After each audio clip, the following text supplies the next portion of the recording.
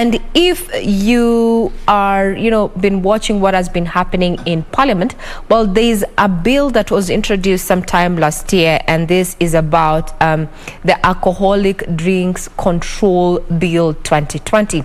Now, yesterday in Parliament, it sailed to its committee stage.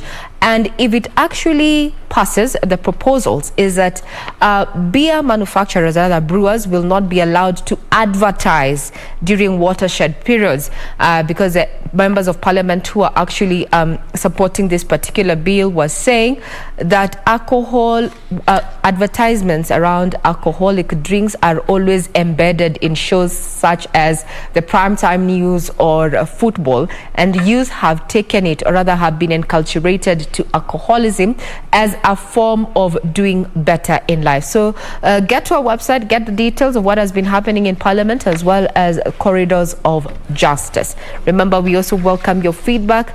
Let's get tweeting. Thank you very much, Tom Wema there. And Jackson Gashusha, who is watching from Nairobi area, who is saying that peace of mind is what Kenyans need to work on as on an individual capacity. Your peace of mind is key, or rather king, in this time where we're seeing spousal feuds, gender-based violence, people taking their own lives and even killing their partners there. Value your mental peace. Your peace of mind is what is going to determine if you make it or not. We'll be right back.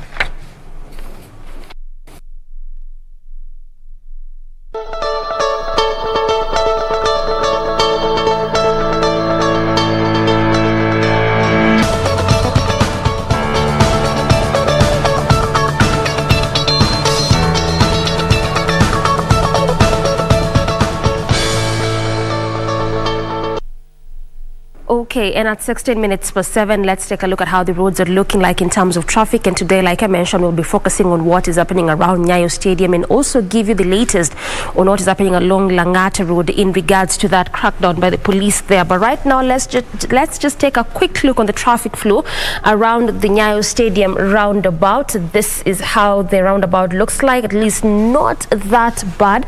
Much as traffic is really building up throughout the entire roundabout, also trickling down to that section of as you head over rather to Langata Road there, and also as you come all the way from Mombasa Road. In fact, on just that specific or particular lane, as you leave the estates coming all the way to the city center, that's just where there's really heavy kind of traffic. But of course, it's expected. It is the early morning hour. Obviously, a lot of activities as you head over to the city center.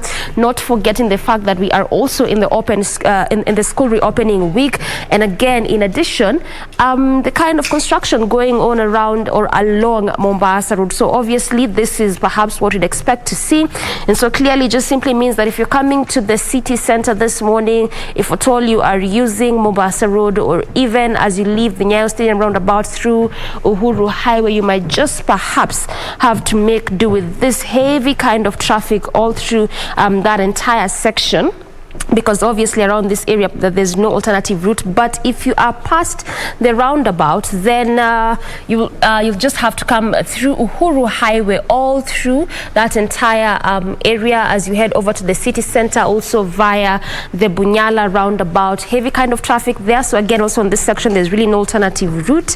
Heavy kind of traffic being witnessed all through this entire area there. But on the other side, as you leave city center heading through Mombasa Road, at least on that section, moving at a very swift pace, no traffic at all. So just where there's really heavy kind of traffic there is actually on that section as you head over to the city center. But like I mentioned, that is just quite expected. It is the early morning hours, so perhaps what you're seeing is basically what we would expect to see there. Nothing is changing around the roundabout. The same is still being witnessed. It continues all the way through that entire section there. But how it looks like things are opening up just a bit as you enjoy to the roundabout. This is still via Langata Road there before you get to the Nyayo Stadium roundabout on the other side of Lusaka Road.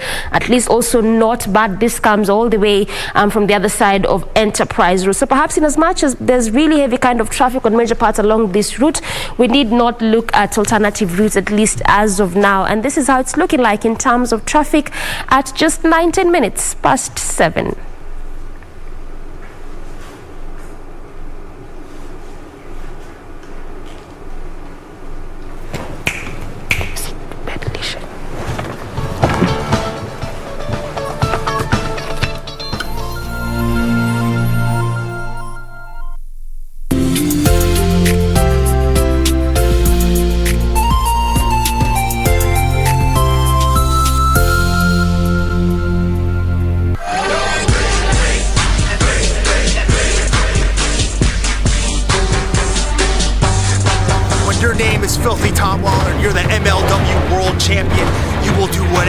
takes to hold on to that title. Now hold on here. What is Samael doing?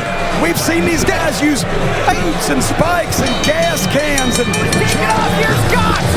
Here is Samael and Selena De La Renta, your middleweight champion.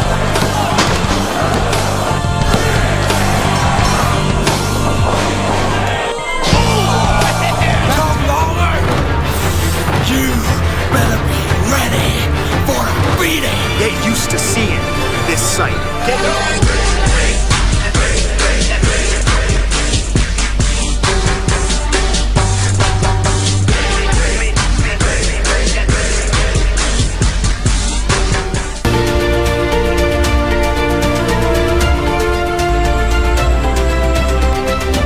My name is Rosemary Warongo and I'm a wildlife warrior. The Grevy's zebra is one of Africa's most endangered animals.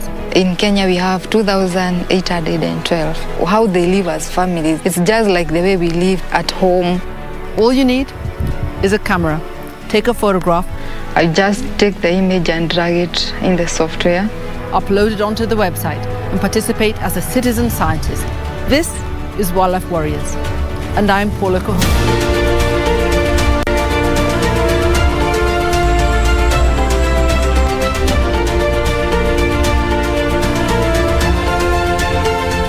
What does this number mean to you? A pack leader? A winner? Or just a number?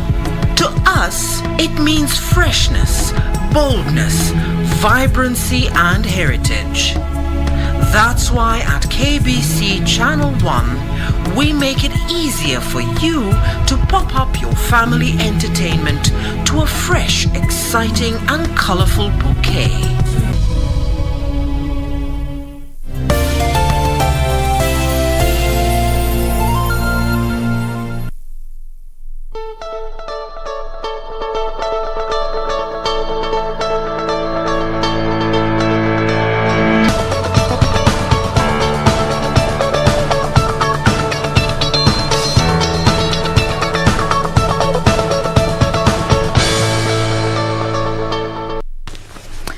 Welcome back. Glad you are still keeping us company. In case you are just joining us, Karibu tena sana. This is Good Morning Kenya. I am Jane Wambui. We are glad that you have chosen to start your morning with us. Remember, you can be part of this and every other segment that we're going to be having today. You can talk to us using the hashtag Good Morning Kenya on Twitter. Our official station handle ever remains to be at KBC Channel 1. And do remember to tag us individually at Dorina Range, at Ray Manyara, at Victor Olo, and at Jane Wambui. We now get started with our second segment for the day, and this is In the Headlines, where we get to have a quick look at what the papers have for us this morning. 4 different dailies are with us here. I have a copy of the Daily Nation. A quick look at the front page. They're quite busy today. But starting with the stories on the left of this particular front page, this is in regards to the meeting between Raila and Uhuru, which was to happen yesterday after he held talks with Tuju and Murathe, after which Murathe did make a few comments. We'll be looking at that in a bit. Then there is the story in regards to the fairy tale romance that ended in murder and suicide involving a businessman and his now late wife. We'll be giving you the details as has been captured on this daily. It was also one of the stories that were in our GMK news brief earlier on. Some good news for civil servants as promotions and pay booms are set to take place for civil servants come next year. And this is an announcement that was made by Treasury CS Kuriatani just barely 2 months after SRC froze any employment or promotions or any recruitment of any sort in the public sector for the next 2 years. So what does this mean for civil servants? I'll be giving you those details in a bit. And of course, finally, Kenya strikes gold at the 2020 Tokyo Olympics, bringing our collective total of medals to 5, with 1 gold, 2 silvers and 2 bronze medals. We'll be giving you those details, of course, to celebrate our brothers and sisters who are making us proud there. Emmanuel Correa, as he was mistakenly his name was mistakenly pronounced by that commentator. Finally, coming to the main read here on the front page of the Daily Nation, Ruto, is he a victim or a schemer? Who is fooling whom? As one side they are saying there is a mission to, sort of just push him out of the administration as a whole, and the other hand we have allies who are or other members who are allied to the ODM party saying that he is on a pity party mission to just get sympathy. Those details coming up in a bit. Ray. Well, now I have two copies of the Daily. I have the Standard and the Star. Let's start with the Reds.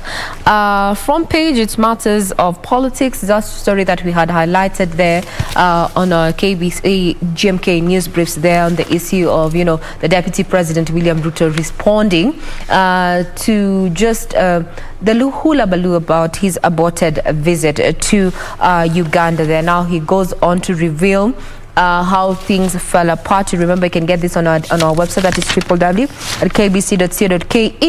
And our gold at last for Kenya.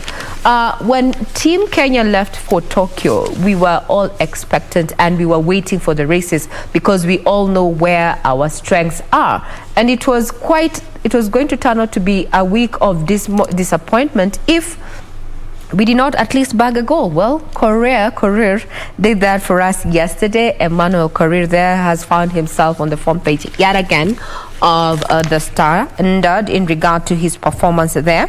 And he's already been said that it means that now he has won the crown that David Rudisha wore. And he was a record holder in 2012 in London, the United Kingdom. So matters of sports, matters of that aborted mission to Uganda there by the Deputy President William Ruto. Back page, front page, it's all about gold. So we'll wait to see what other medals we're going to bring back from Team Tokyo.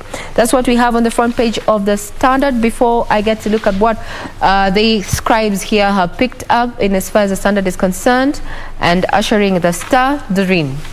Yeah, of course, you also have that story of Emmanuel Korir as well as Ferguson, with Kenya just bagging that gold as well as the silver medal in the Tokyo Olympics. So finally, the golden moment is here for Kenya. That is what the head goes by on the PD this morning. We also have that story concerning the DP.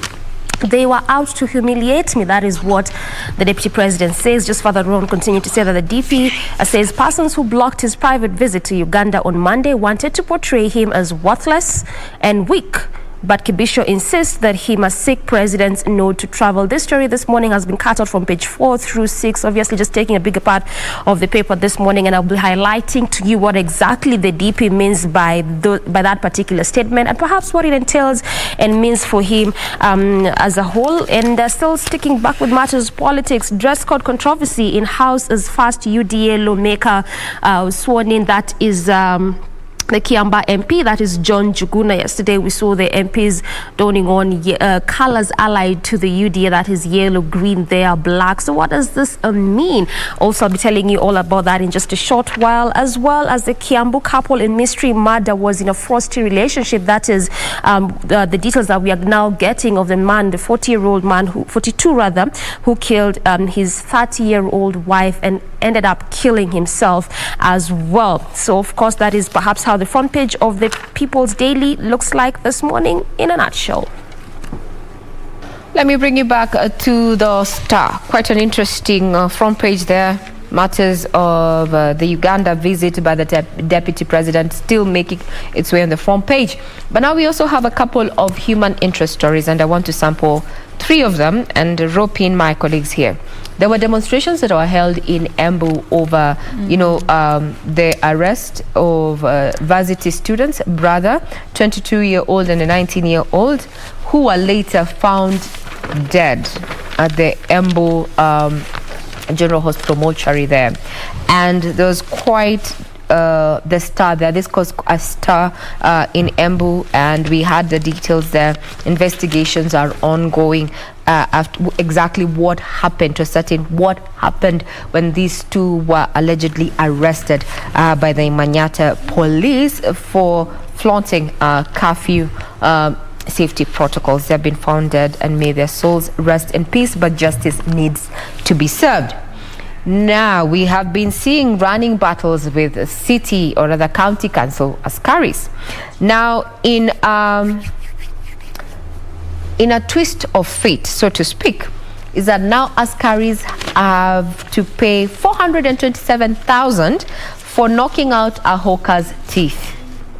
Yes, now 3 county inspectorate officers have agreed to pay that sum of money, 427,000, to a hawker they attacked, knocking out 5 teeth to avoid prosecution and save their jobs. Jane Doreen, whenever they're running battles in this city of ours and you're in the CBD, you worry about your safety, the safety of your very own property, even what you're wearing, your earrings, your watch, your necklace, everything. You try to put it in the purse because you never know who is waiting to take advantage of this situation. What do you think about this particular case here? You know, let me just jump in real quick, Doreen, and this reminds me of, you know, the police brutality that we are seeing in the West. We haven't been as alive to it as our counterparts in the West have been. But for us, I think it's because most of them go unpublicized as it has been in the West, but police brutality is a reality. For so many people who have had an encounter with the service, have had a story to tell, as grand or as little or as, you know, non-chaotic as it may have gotten. But this is just a reality. This is one of the stories that we got to hear about. And starting off with that particular story about the demonstrations that were happening yesterday in Embu about these 2 varsity students, these 2 comrades who were arrested due to flaunting the curfew rules.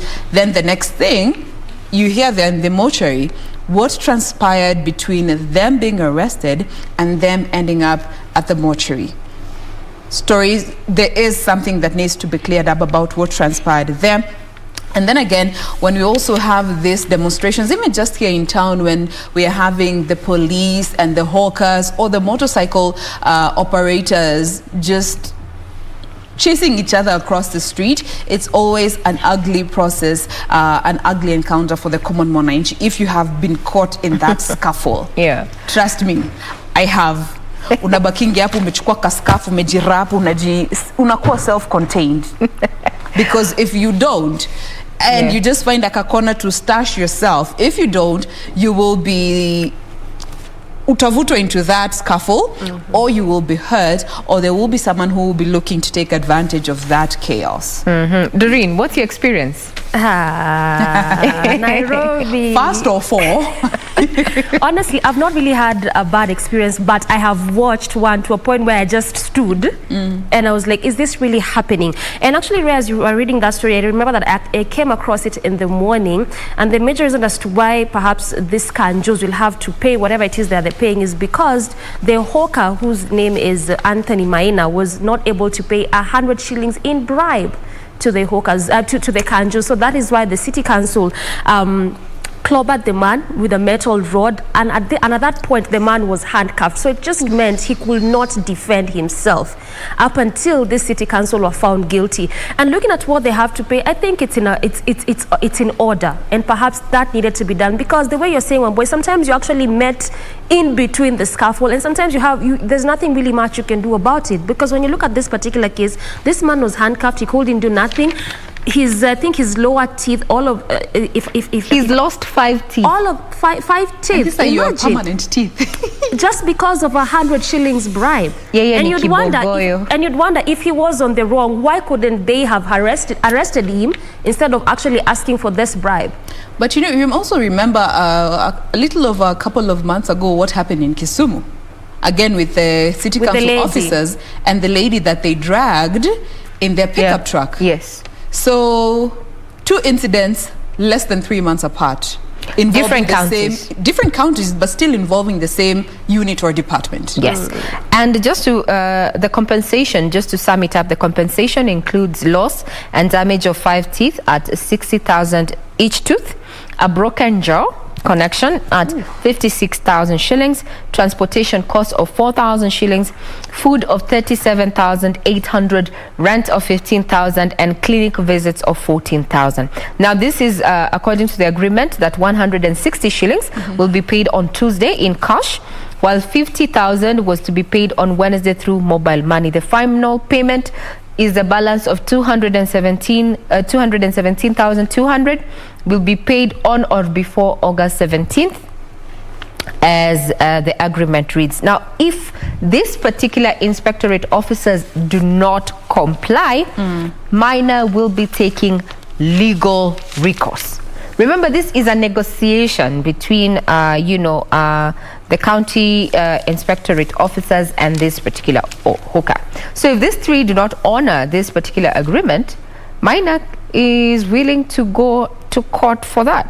So kindly know your rights, and let these officers or those people in authority do not abuse the position you find yourself in. It's the high time we practiced servant leadership. Now, Jane, I don't know what you have on the front page, but I have that particular story that has taken social media and mainstream media, with a bang, so to speak. The issue of marital misery.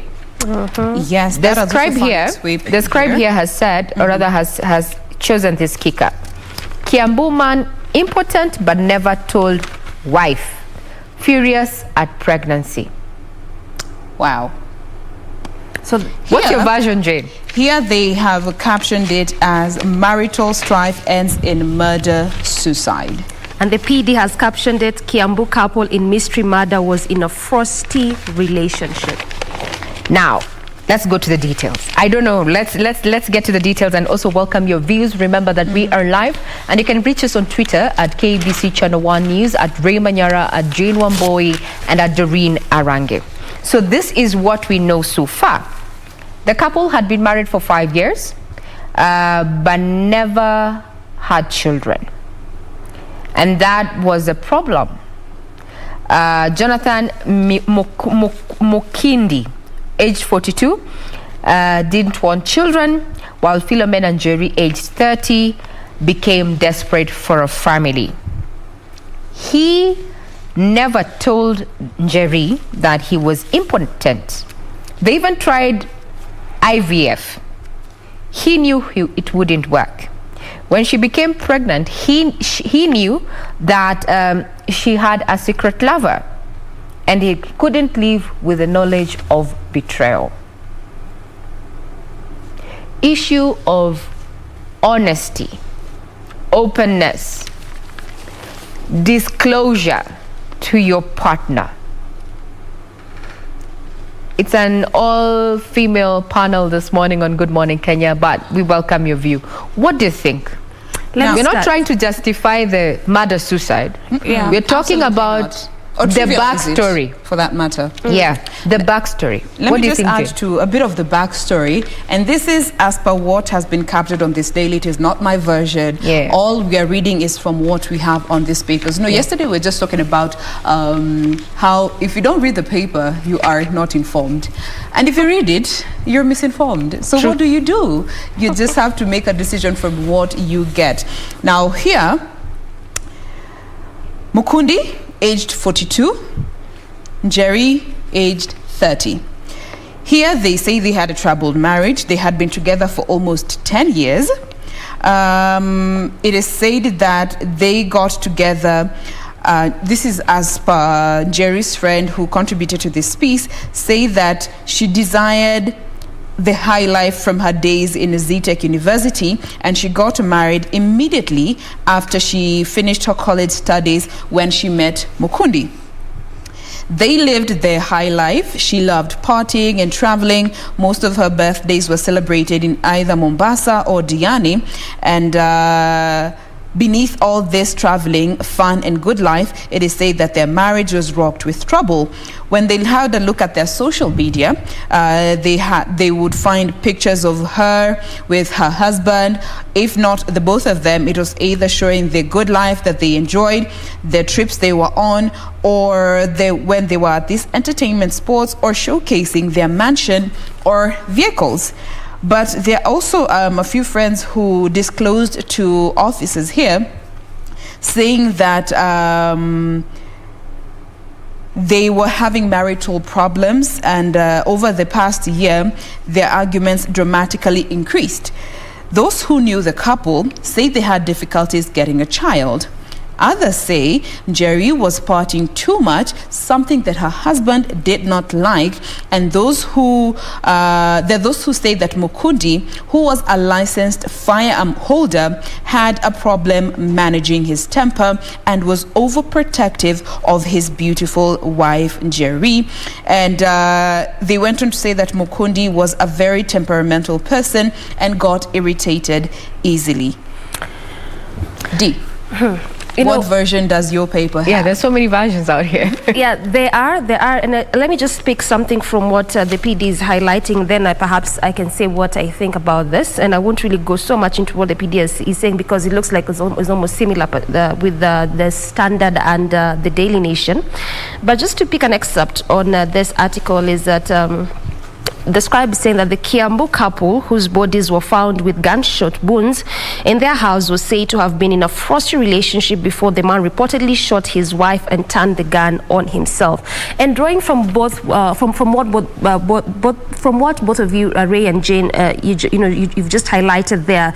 There's of course issues to do with depression, lack of communication, betrayal, temperamental issues, and all this. I feel like it's wrapped up in that idea of the couple could not get a child, especially given the fact that if this had been your idea as a lady or even as a man, that when you get to that point where you want to get married, you really want to have a child, the moment you realize that you can't, it obviously can lead or can make you to start feeling depressed and begin to just feel like, why me? And when you look at the way you've said, Wamboe, that the lady would even get into drinking too much, I want to believe that it's because of the same issue.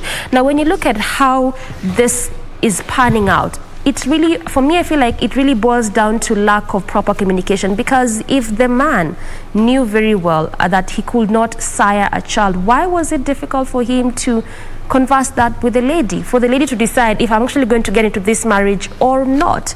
When you look at what the lady did, much as perhaps you could say cheating is wrong, but it was out of a need to have a child, but altogether still choosing to kill yourself and kill the lady, where has that led into? And I mean, when you look at it, when the man killed the lady was pregnant. So these are two lives having been lost because of that aspect and fact of betrayal. And that's why I keep saying all the time, anytime we have a story about relationships, I keep saying these conversations, have them from the onset. Know what you can pick, know what you can go into, know what you can take, because there are some couples who, by the way, si lazima wazae pamoja, they can even adopt. There are some who are comfortable with that. But for you, if that's not your thing, then from the onset, have this conversation so that you know if you can actually get into it or not. So for me, I think this was wrong, much as there could be so many underlying issues that could have perhaps led to this. But look at it, two lives having been lost, regardless of what had happened, is still... Now, there's a different version here on the Star, and I'd want to read it as it is. Now, according to the police report, Mukundi is a licensed gun holder, and he shot his wife 3 times in the head before turning the gun on himself. So those who spoke to this particular daily gave different versions or accounts of the man and the wife's life. So one said that Mukundi did not want any children, as he already had 2 from a previous marriage, while another said that he had confided to a close friend that he was unable to sire children. So in that first version, there is that he has 2 children and an ex-wife who live outside the country, so he did not want any more children. This is according to a neighbor who goes by the name Joseph Kamau. While another close friend said the couple confirmed that yes, Mukundi has 2 children and a wife in Belgium. Then another friend came out and said that Njeri was pregnant, but it was through IVF. And the two had met in a club sometime, and Njeri could not get pregnant, so they went the IVF way. And that person who came out to tell this particular lady said that they did not want to be named. Now, according to a friend, said trouble started when Mukundi discovered that Njeri had had an affair with one of her workers in the spare part shop that she ran in Mlolongo. Apparently, this was an investment that the husband had made for her. So he called a friend and confided in him and told him, you know what, Njeri is pregnant and I am not the father. So he was furious and threatened to harm himself or his wife, and this is according to the neighbor. So he tried calling, and he was not picking up, and now it's too late. This is regrets from a neighbor who this gentleman confided in. So according to Kamau, he said Mukundi had returned home in the house back home recently after a brief separation, and the couple were together on Monday evening. So Mukundi was drunk and had an incident near their home, and he was drunk most of the time and would sometimes get involved in minor accidents.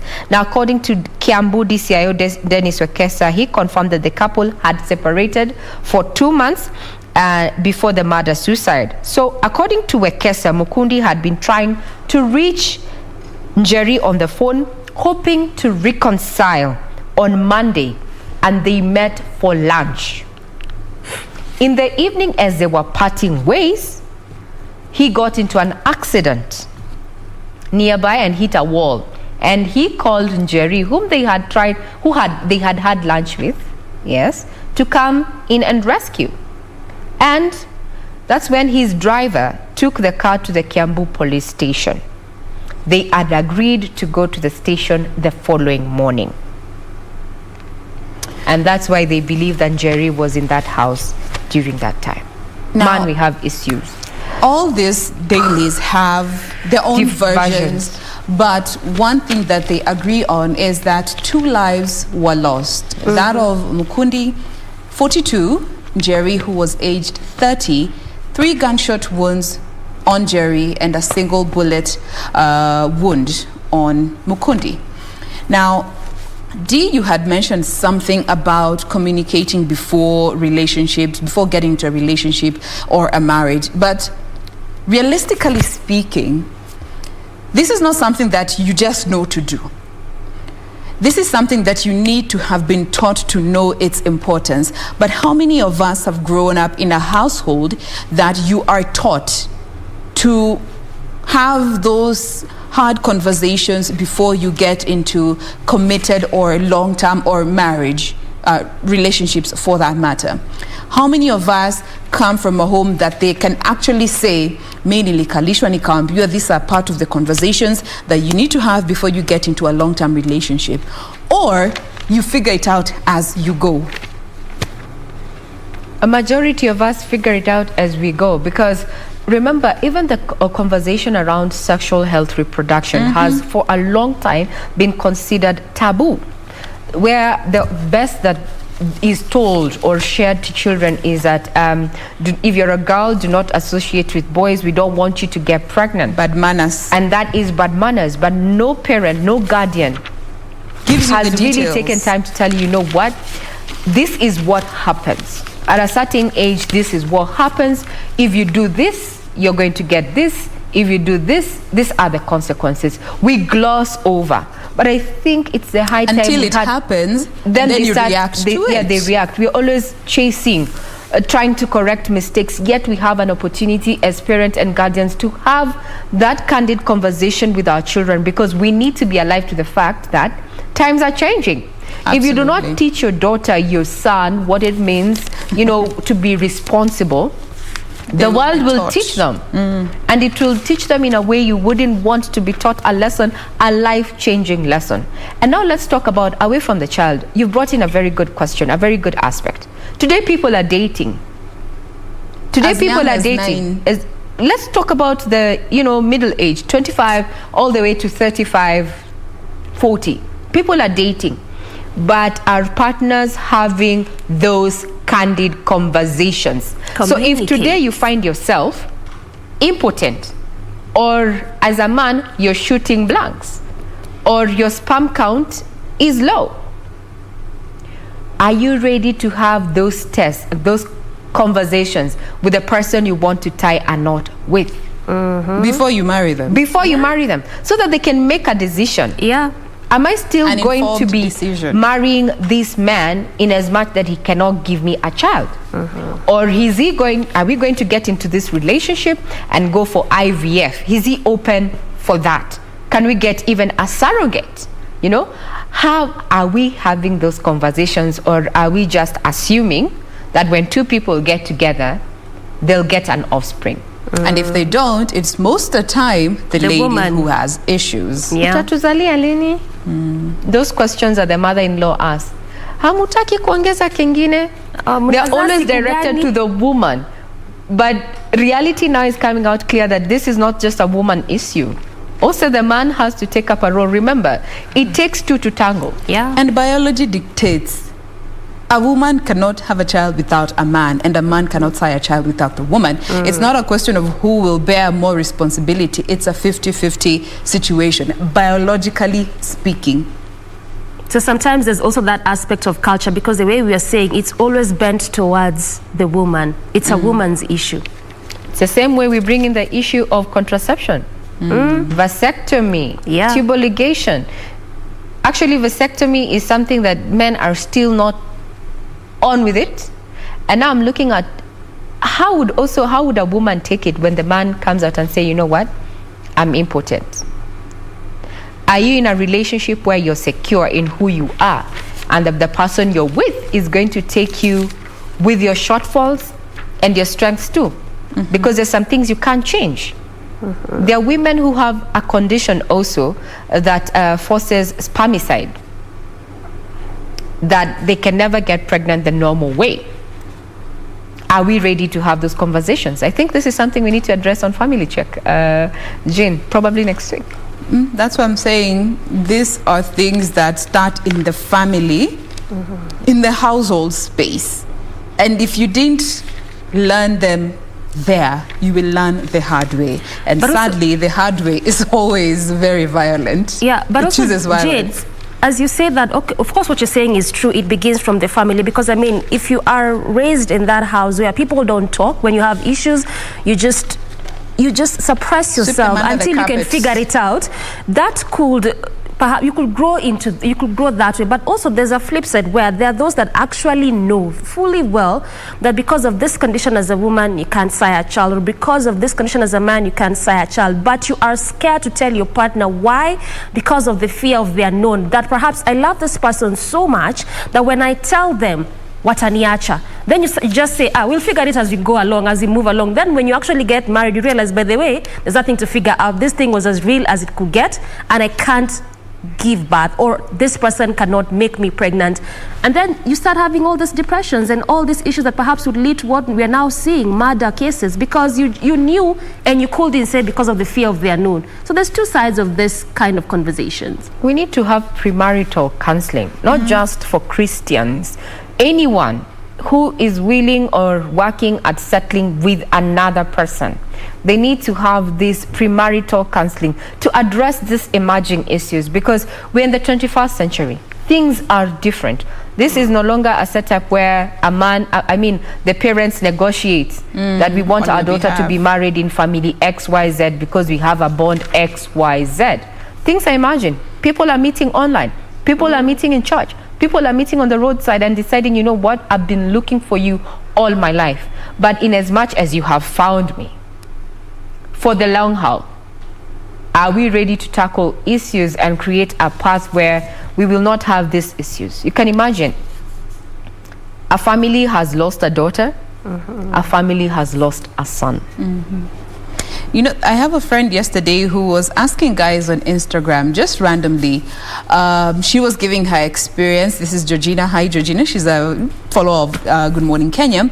She was saying she has been in marriage for 8 years, and looking back, she has never gone through any form of counseling related to the marriage.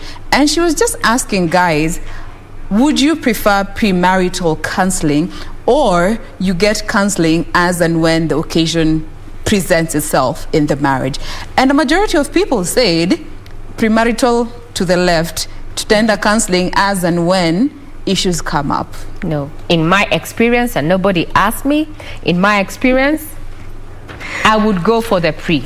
Because learning as you go. But you know that now. Yeah, I know that Looking now. At back when you were getting into maybe that situation, do you think you would have the capacity to make that decision? Actually, I always thought like, this is something we read in the papers, this is too Western. Little did I know that this would actually shape my opinion about a union and a partnership. Now I know better. Before you settle, ask those candid questions. Have those conversations. Better yet, involve a professional who is going to help you navigate the sticky, muddy issues that would otherwise break a relationship in ways that you can't mend, because their scars will carry for the rest of our lives. They may not be on the outward, but they may scar our souls. So for your soul, for his soul, for her soul, now we know we are he, she, whatever. We are not we're not going to judge you, but we need to have those candid conversations. Yeah, absolutely. But what do you guys think about this? You can always be part of this. Share with us your thoughts. We will be sampling them as we proceed on with this particular segment. Hashtag still remains to be Good Morning Kenya on Twitter. D. Yeah, and also I think where we are as a society, just looking at how relationships and marriages are structured even up till now, looking at how there's so much information out there and how perhaps culture, family, all these things just trickle down into marriage. I really think we need to get to a point whereby we need not to even be asking, should we have premarital counseling or have counseling as you go on? Like, it should just be mandatory. Have this thing, have the premarital counseling as you go on, also have it, because I mean, sometimes there's also that aspect of people can change in between. You might have had that premarital counseling, but it's live. 2 years, 3 years down, you begin to see some changes. So also have that, because I mean, it really, I think for me as a person, much as I've not gotten there, but I think it really helped a great deal, as opposed to just saying, I think let me just do life the way I think I want to do life. So let's have them. Change is the only constant. Change is the only constant. And yesterday, as we bring this particular topic to a close, it can go on in. We can talk on and on about it, but I came across this video of a gentleman who was sharing his experience having been in marriage for 18 years. He said, looking at the first few years, they had a lot of issues, so many issues in their marriage, and they got to a point where they wanted to call it quits. And then he went to a counselor, and the counselor listened to his story and told him, then break up. Comes a bro, I came to you to help me stay in this marriage and you're telling me to break up. Akamwambia, yes, you need to understand that the both of you will change as you move on in this relationship. And if you get to a point where you feel that person you are or your person is different, break up, then start dating all over again and reintroduce yourself as this new version, as your partner also introduces themselves as this new version. Do that as many times as possible if it will help you stay together, because fact remains, you will change over the years. You will not be the same person you were when you were getting into that marriage 2, 7, 20, 30 years into that marriage. Understanding that is what will help you guys stay together. But you're married. You break up, munaambiana leo, unalala kwa couch, mimi niko huku, kesho we have a date, or we are meeting online, we chat, we have a date, then we get engaged, then we get married, Just finding workable. So we are breaking up within the relationship. Yeah, not that you making up. Yes, and reintroducing yourself as this person. I now like color blue as much as I used to love color black. I now like potatoes more than I loved them a week ago. What do you like? And on that note, we are now taking a break. As we come back with more of what we have lined up for you here on Good Morning Kenya. Do stay with us. We appreciate your company.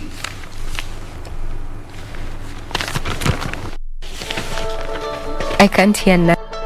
Finya eat.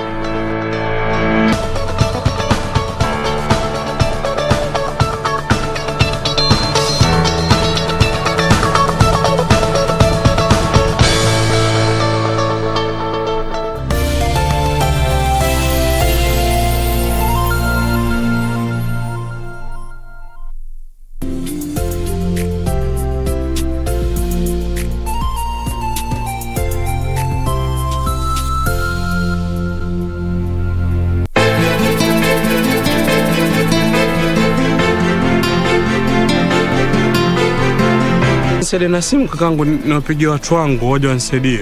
Kwani umesahau kwamba mimi huwa najua kila mahali ulipo? Muda, saa, wakati, sekunde, dakika, kila kitu. Ajabu, maana wewe huku kwetu ufiki kabisa. Na mzigo tu hapa nataka umpelekee Maya. Acha roho chafu hiyo. Kamringe huyo rafiki yako mkeo mwenzio uko ndani Zari. Hata sijui ankuja fuataje. Zari ankuja. Hata akifanya ankuja kumwona Maya. Si mvituko hivyo.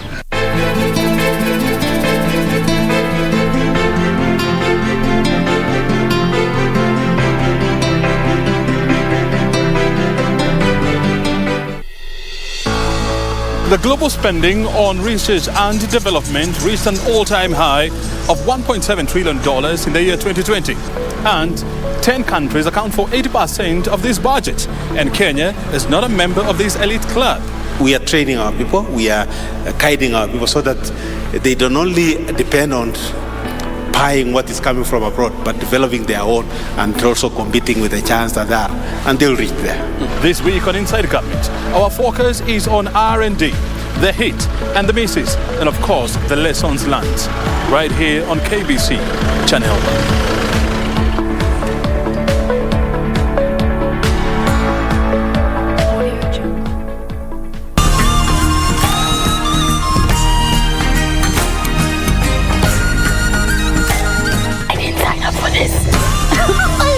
This week on Surura, discovering Kakamaga's rich history of clayworks.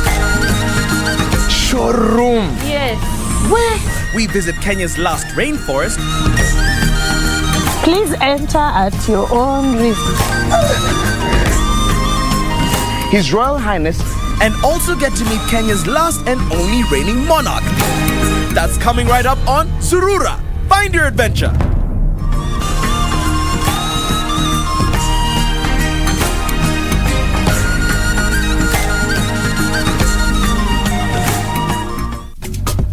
This is where it all began.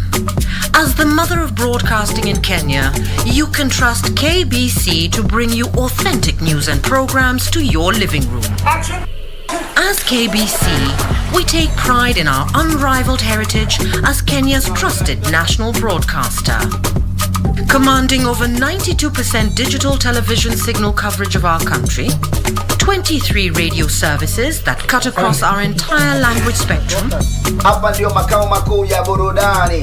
a national, regional and international digital presence backed by the most experienced and top-notch broadcast professionals in the industry. A very good evening to you. The new look Kenya Broadcasting Corporation is truly ahead of the pack. Turn to the mother of broadcasting in Kenya for stories that resonate with our identity, our aspirations as a people united in purpose. Real stories of hard work, of passion, of creativity, of big dreams. Stories that cement our nationhood. Stories that bring us together as one. We take pride in our shared heritage and destiny. KBC. Informing, educating and entertaining Kenyans as one nation. KBC. Kenya's listening. Kenya's watching.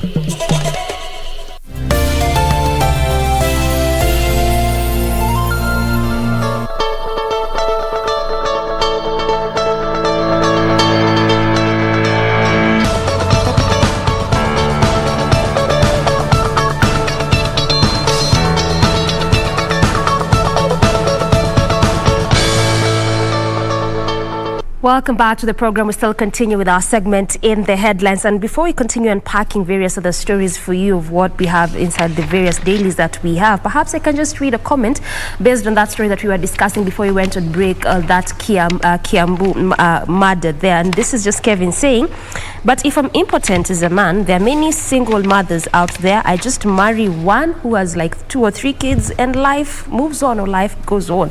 So yes, we continue just taking your feedback, perhaps what you have to say in regards to that story, as well as different other stories that we have for you. Now let's come to COVID-19. And we are seeing how perhaps the government is really trying to ensure that they curb the spread of this disease. In Nakuru, to be specific, there's an oxygen plant that is set to boost COVID-19 fight. And this is actually going to be a major boost.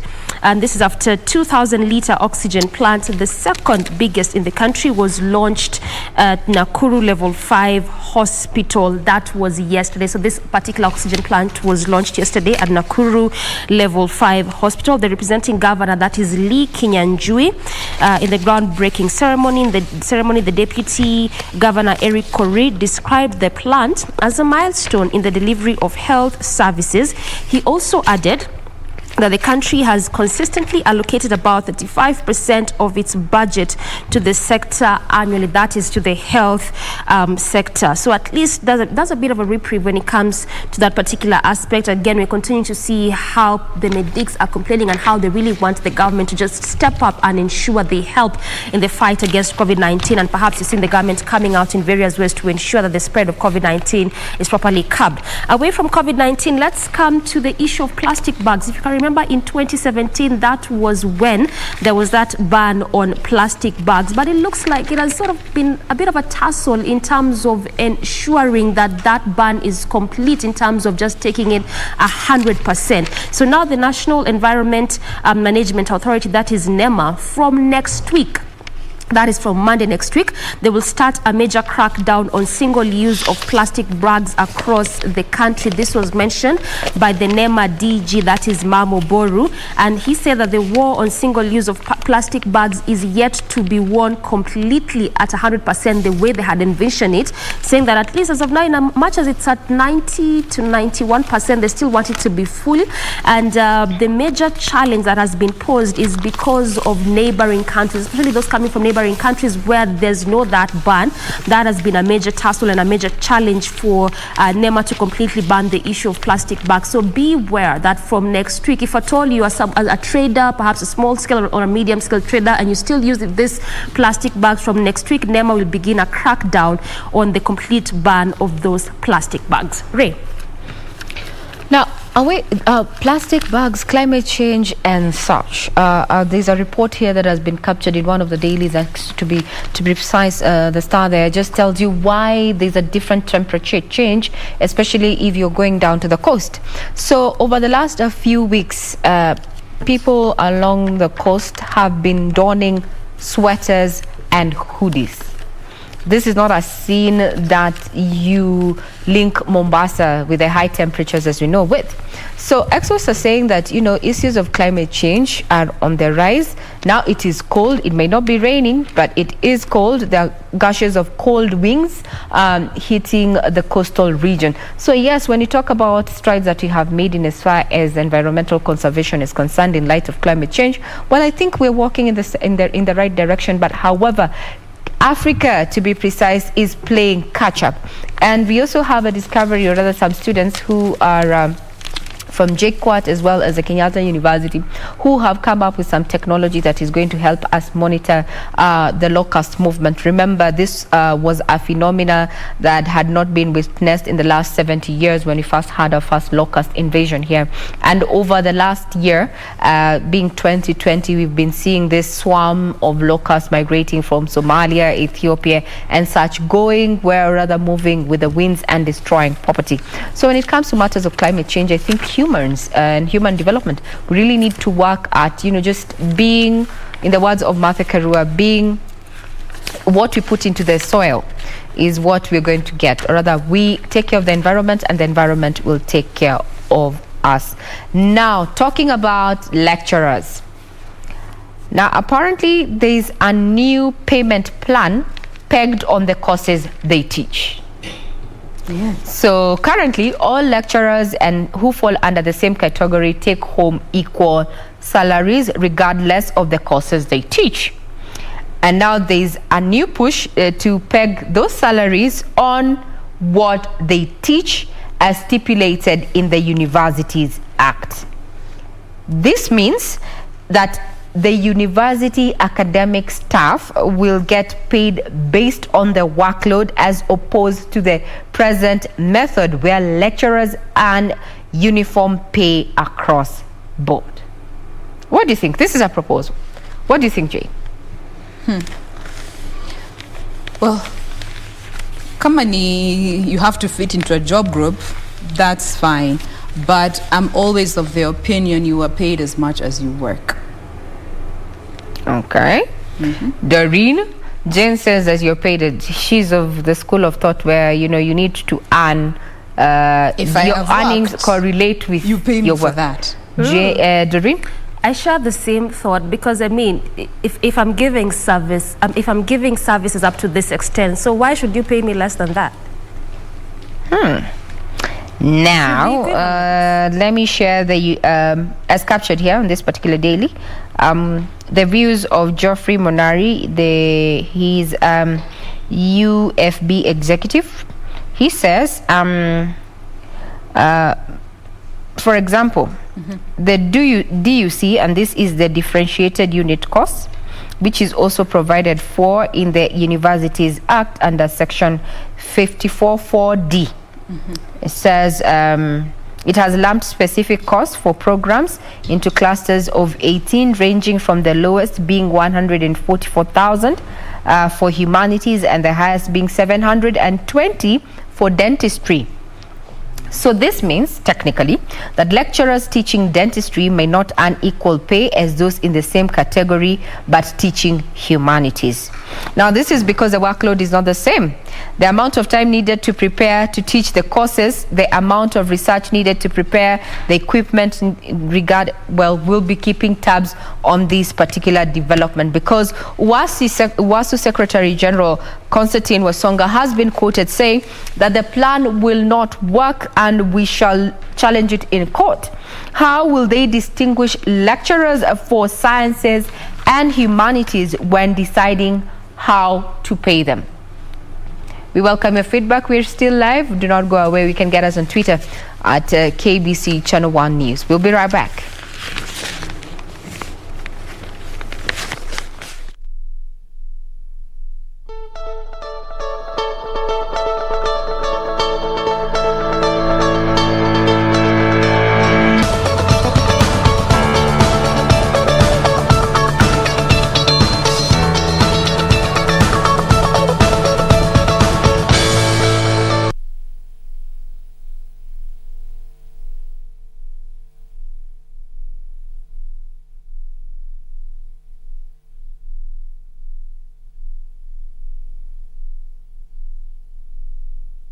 All right, and we obviously know that there's a crackdown on Langata route, to be specific. This is because this is actually for those that are flaunting COVID-19 protocols, which is inclusive of social distancing as well as wearing of masks. So we want to see how the traffic is looking like along that particular route, try to see if at all it's affecting the traffic flow around that area. Also, as we see how the Nyayo Stadium roundabout is looking like, given that that is our focus this Thursday. So perhaps you can just begin from the roundabout before we go all the way to Langata Road, as well as on the other side of Lusaka Road. That's that specific area, and this is how the roundabout is looking like. At least as of now, things have changed altogether. It's opening up around the roundabout as you head over to CBD via Uhuru Highway there, and on that section, in fact, just as you leave Langata Road coming to city center via the Nyayo Stadium, that on that particular section is just where it has opened up altogether. That's why we're seeing that green color there. On the other side of Lusaka Road as well, opened up altogether. The beauty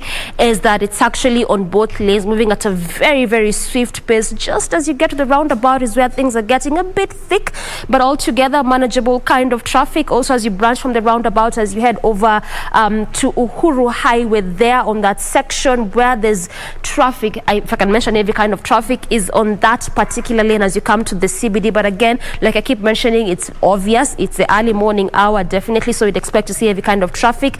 And in addition to that, we still have some sections closed along this particular stretch because of that construction of the expressway, which is still an ongoing roadworks there, ultimately having a very having an impact on the traffic flow, especially around this route. And you can clearly see also from this particular stretch is that that the same is being witnessed on both lanes. So also on that particular lane where we wouldn't expect to see traffic, given is the early morning hour, that is as you leave areas around Bunyala roundabout, Kenyatta Avenue, all the way from the Nyayo Stadium roundabout coming to the other side of Mombasa Road. On that particular stretch in this early morning hour, we don't expect to see every kind of traffic because of minimal activities as you come to the estates, but that is not the case this morning along this route, and this is where we are seeing the traffic also along that stretch. Again, it's because of the same reason of those ongoing roadworks in regards to that expressway being constructed, which cuts or passes along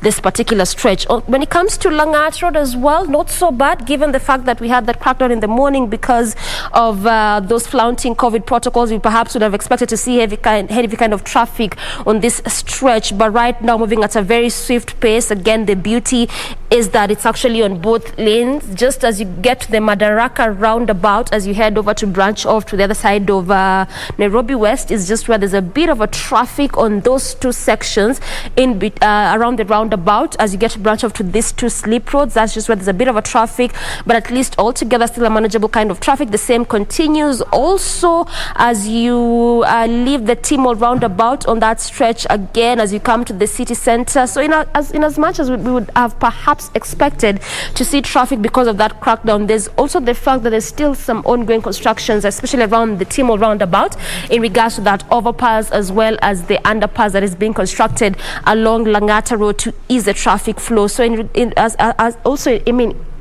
that reason, we would, like I mentioned, we would have expected to see heavy kind of traffic, but that's not really the case. So in as much as there's a bit of a traffic, but altogether a manageable kind of traffic. Just slightly around the roundabout is where there's really heavy kind of traffic, but again it's also specific to just some sections, altogether moving at a swift pace.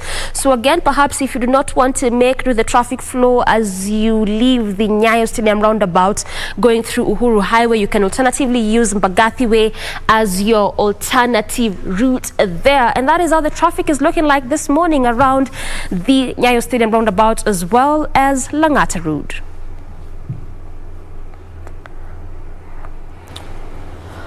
Now we say play makes Jack a dull boy. But being Thursday, we also have to give you some tidbits on what is happening when it comes to matters entrepreneurship. So this morning, we have a lady in studio whose current innovation is a portable car awning. She's going to tell us what was her inspiration and her journey so far. Introducing Cheryl Boyer. Good morning and thank you for your time.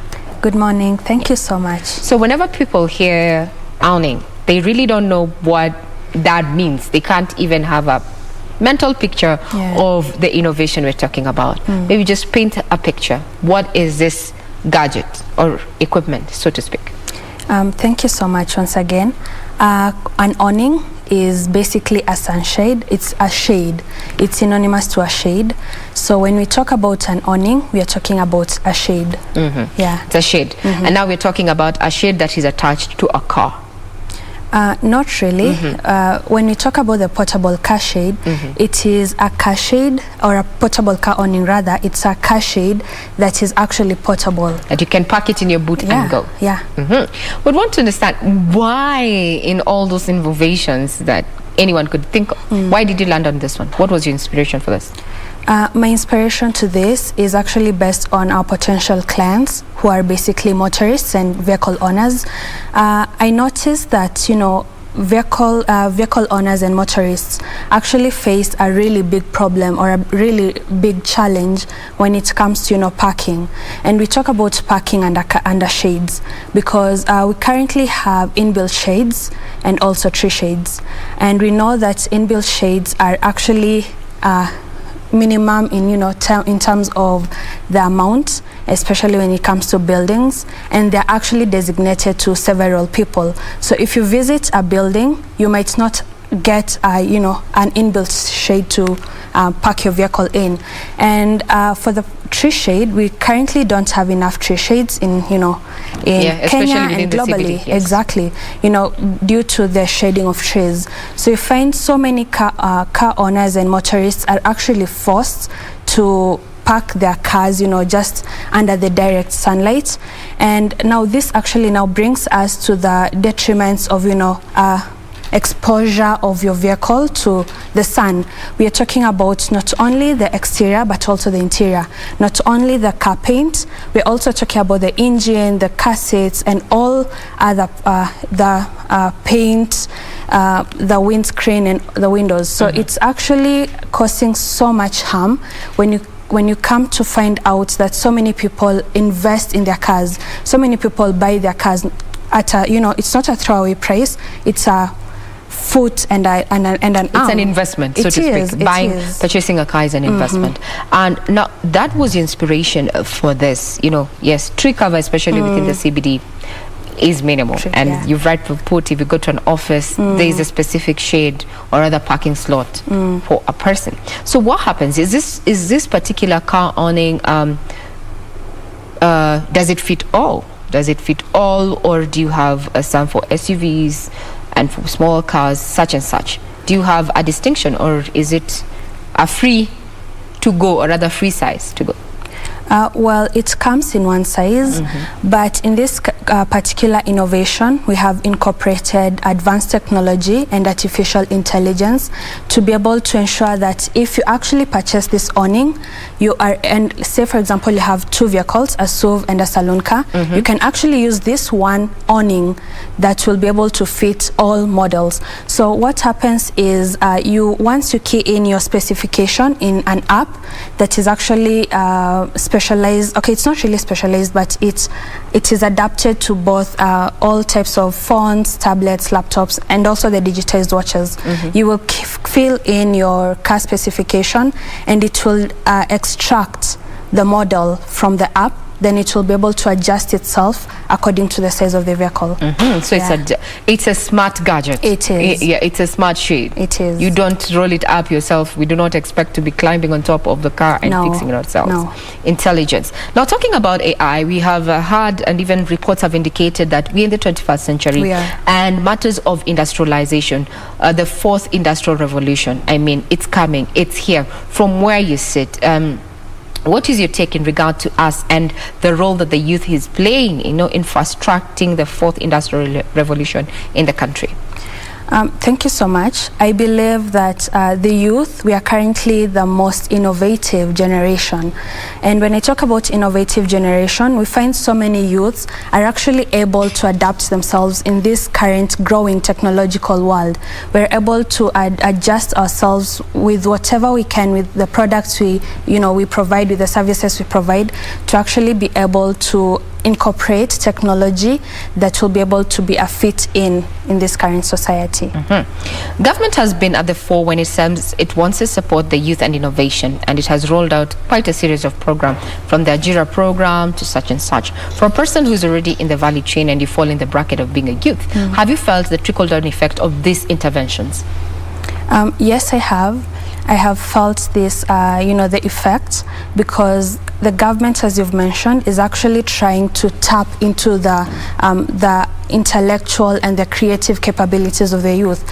And when we talk about this, we are talking about any job opportunities and awards that can be able to help youths tap into this market and be able to advance themselves. What I can mention from my past experience is from the youth agenda, where I was nominated to be an awardee for the environmental category in this particular innovation, given that this innovation is actually a green innovation. So when you look at the youth agenda top 35 under 35 award, not only do they award you, but they put you in a 1 year incubation period where you're able to learn, from professional, from industry people, and you're able to actually gain more knowledge that you can be able to tap and advance your innovation. What would be your comment in as far as going green as a country is concerned? Sorry? The fact that we are working at going green, or rather climate smart innovations, what would be your take in regard to where we have come? How do we compare? Let's compare this current 5 years and the last 5 years that we've had. Thank you so much. When you compare this past 5 years and the previous years, when you look at the climate crisis, the emergency that we're in, NASA actually rolled out in a report recently that last year, 2020, was actually the hottest year on record, tying with 2016. Now we look at a period where we have two hottest years on record, 4 years apart. Yes. We believe the world has been in existence for too long, but to actually have such a small margin, tying for hottest years on record, we're actually looking at a very big climatic crisis. We look at various events that have been happening around the world. We're looking at Turkey, the wildfires. We're looking at California's wildfires. We're looking at all the hurricanes in the US. We're looking at the current crisis in Madagascar, where we've been told that they haven't experienced rain for 3 years, even a single drop of rain. That's a really big emergency.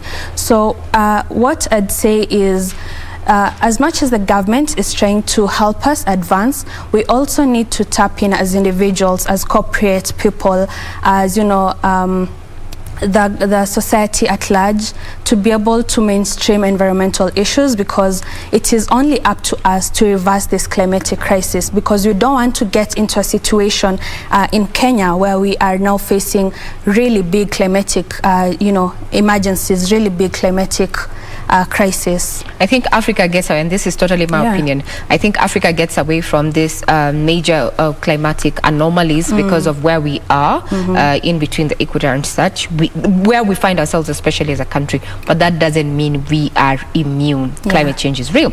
Now, this particular investment, or rather this particular innovation that you have, is it already available in the market, and where can one find it? Thank you so much. This particular innovation is currently at the prototype stage. As of next week, we'll have rolled out the prototype into the market to actually prove the workability of this innovation.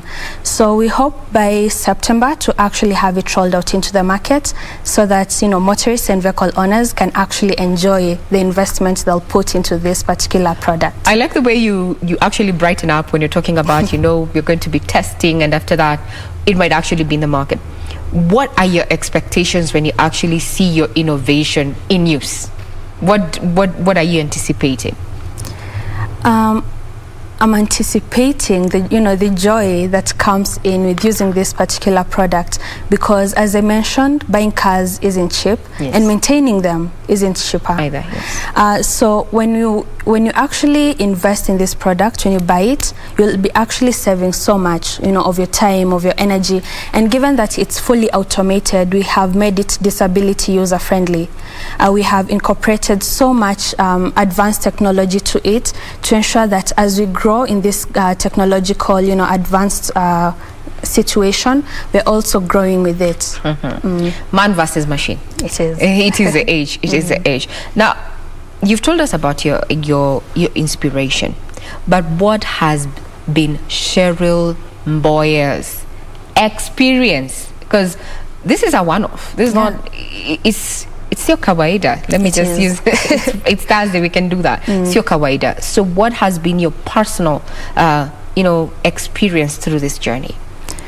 Your highs and lows. Yeah, what I can say is I have learned. It has been a period of learning, because I am into the legal profession. I'm a law student, so I am talking about an area where I was kind of new in. We are talking about technology and IT. So it was a period of learning. It was a period of adaptation.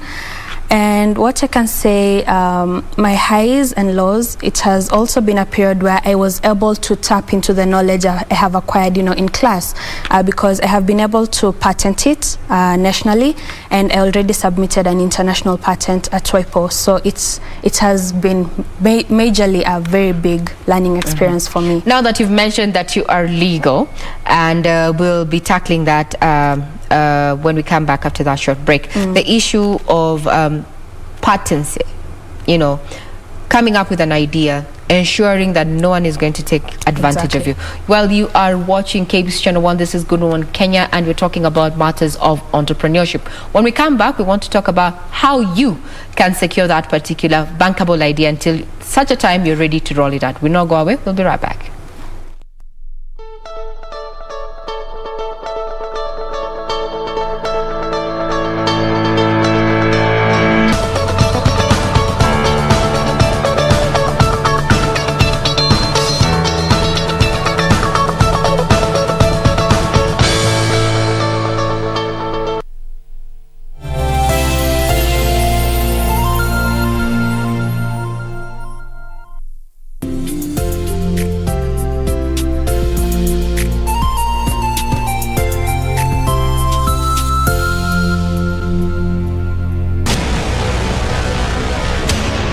get the VIP access to the best shows on KBC Channel 1. We have something different, something special to spice you up. Get ready for new, exciting and captivating dramas. Movies. I love the smell. Comedy. I went to the popos. Huh? Drama. Did he assault the queen in my house, in my presence? News, sports, and so much more. Do the things that make you happy on KBC Channel 1.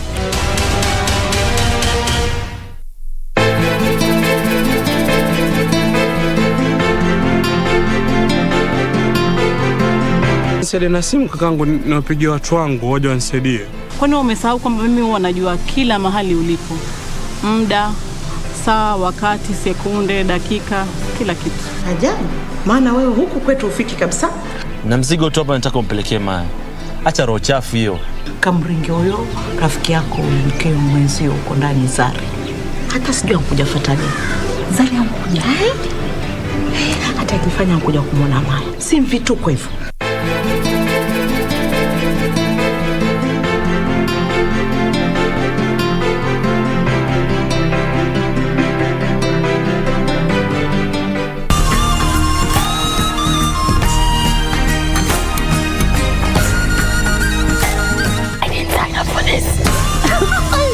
This week on Surura, discovering Kakamaga's rich history of clayworks.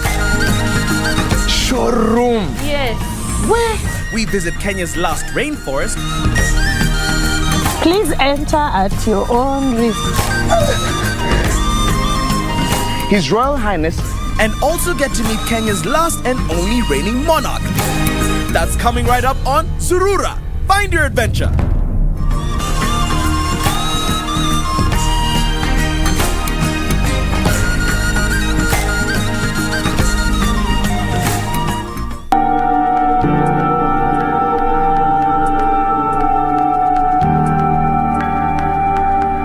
Uanzaje kuomba? Sijali nitakufundisha kuomba pole pole. Pete said hi. Can you just leave? Ameitikia? I was hoping that maybe we could have breakfast together, please. Are you sure? Am I sure that I want to have breakfast with my husband? Jana tu ndo umenitajia Magda. But you're still my husband and my son's father. I will never do anything to harm you. Christine wamesikizana na baba Felix tena? Ni mwanamke gani atasikizana na mwanamke amejaa kiburi hivyo? Lakini Christine ni mrembo pia. Urembo peke yake haitoshi. Is Fiona back? Is your husband at home? That's none of your business. And this family is none of yours.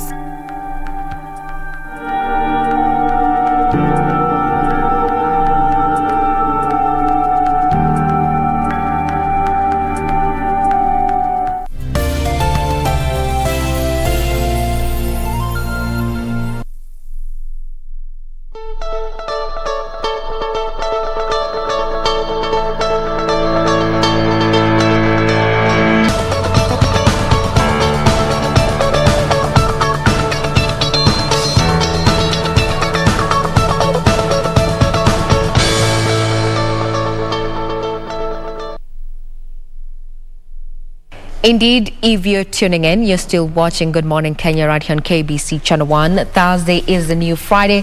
However, we are speaking matters of entrepreneurship. With us in studio is an innovator, young for her age, but quite taking the industry by storm and using Internet of Things as well as artificial intelligence for her current innovation. This is a portable car awning. Just in case you're wondering what a car awning is, it's a shade. But now this one, it specifies, or rather it gives you your specificities by keying in the details that you have on your phone, on your car, on an electronic tab, phone or gadget that, you know, can get you the specificities. You don't need to roll it out. Introducing Cheryl Mboya.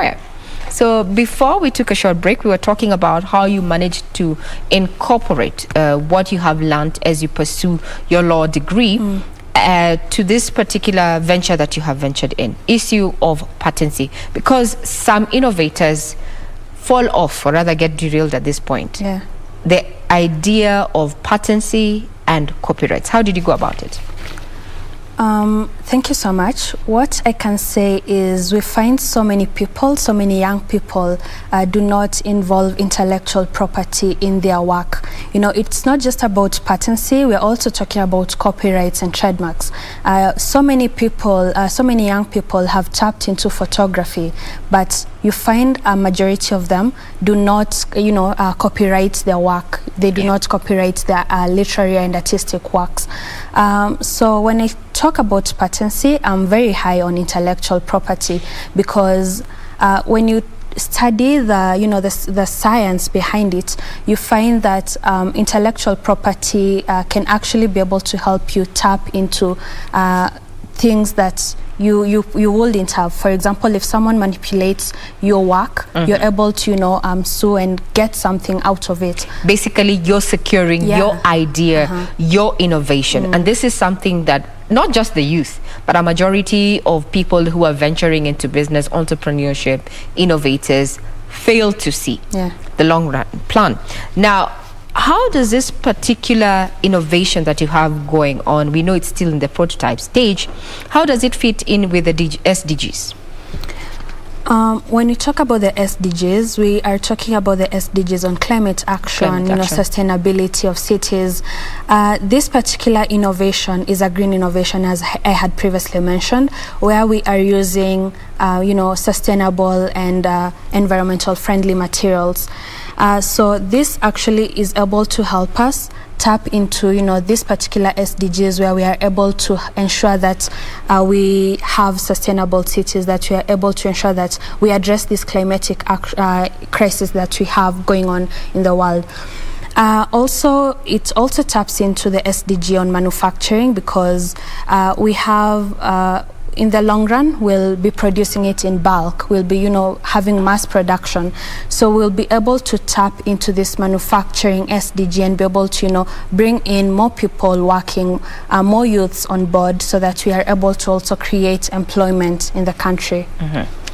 This is a successful innovation, and we believe that in the next few weeks or so, you will prove us right, or rather we will be using this in the market. But is this the end of the road for Cheryl Mboya when it comes to, ICT, or rather internet, or rather ICT driven innovations? Or should we expect more? What I can say is expect more, in the long run, because I have so many good upcoming projects that will be able to fit into, the green economy, that will be able to tap into this particular youth and employment crisis. So our viewers are watching, and they have quite the questions. If they wanted to know more about your innovation, where would they get, which platform would they get these particular details? The details are under GreenX Telemechanics. It's my company, where we are a technology and innovation developer. We aim to help, young people and other people be able to develop the innovations. So currently, the portable car awning is our pioneer project. So if you want to learn more about the project, you can just go into our website. That's greenxtelemechanics.com, and you'll be able to see it under the projects. GreenX. Yeah, GreenX. GreenX Telemechanics. That is where you're going to find details about how innovation that is ready for. It's already in the prototype stage. Should be rolling out soon in the next few weeks. And Cheryl Mboya says you just need to focus on that bankable idea that you have, from legal to innovator. We have been speaking to Cheryl Mboya there, a legal student who has a mind for ICT, and as we say, matters of the industrial revolution, the fourth industrial revolution, will be driven by ICT. We're not done here on Good Morning Kenya, so do keep it right here. We have so much lined up for you as we continue with Thursday being the new Friday.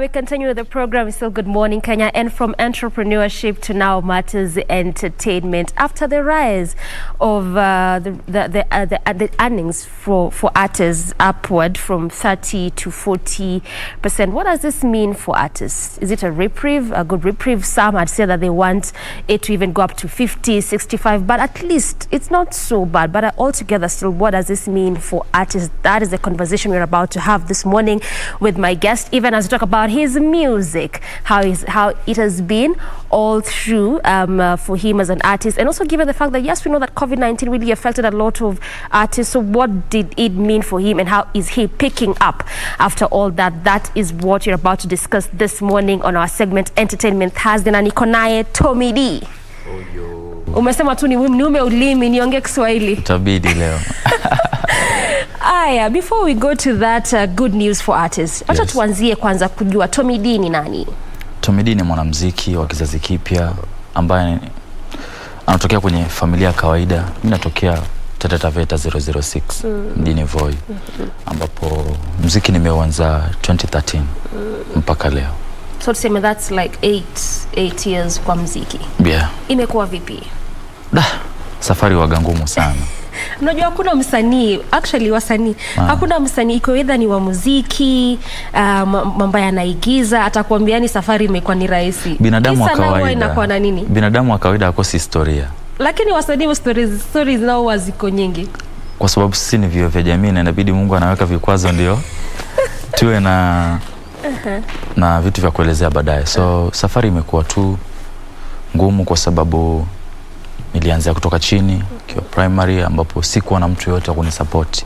Ilikuwa tu mimi mwenyewe kujichakatua, kujikwatua huku na kule, kupata pesa ya kurekodi, ya kushoot video. Kumbuka tukianza ilikuwa hakuna mambo ya YouTube sana, CD sana.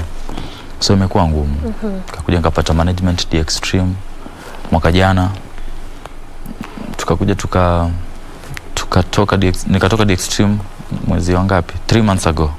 Ndipo sasa hivi niko mwenyewe. Yeah. Kwa hivyo ukianza ulikuwa umeanza tu peke yako bila management. Yeah. So kuwork under management, kuwork bila management na kuwork under management, how can you compare the two? Because kuna wengine wanakuambia mimi nataka tu nikuwe msanii kivyangu, nifanye vile ambavyo nataka, because management ni kama wengine wana feel ni kama inawa limit kwa kikweli. Wewe kwa kweli vyote ni sawa. Vyote ni vitu vizuri kwa sababu mimi siwezi nikasema nilikuwa pabaya ama nilikuwa pazuri. Unajua ile ni mambo tu ya kibiashara. Unajua tulikuja tukatofautiana kibiashara. Lakini vyote viko sawa kwa sababu unaposema management kwanza inakufanya msanii hauna stress. Hautafuti pesa kurekodi, hautafuti nguo, hausumbuki yani, hautafuti interview wala nini. Umeona? Ambapo pia kuwa mwenyewe ni vizuri kwa sababu kuna kupatia nguvu na ile ukwezi uwe na bidii yani. Unajua inakufanya mwenyewe unakuwa unataka kujitume zaidi. Nitafanyaje mpaka nifike pale, nitafanyaje mpaka nifike pale. Ndio challenge kubwa hiyo. Yeah. Now ukiongelea the challenges, because we know how challenges can really shape someone as an artist. Yeah. Wewe imekukuza kivipi kama msanii? Challenges mimi zimenipatia kwamba nisiwahi kukata tamaa. Okay. Manake management yangu ambayo nilitoka juzi, YouTube, nyimbo zangu YouTube zilitolewa, YouTube channel yangu ikahakiwa. Unaona sasa it's like nikakuwa kama give up hivi. But mamangu akaniambia, mwanangu usikate tamaa. Hiki kipaji ni chako, sio cha bosi wako wala sio cha mtu yoyote. Jipambanie mwanangu, utafika.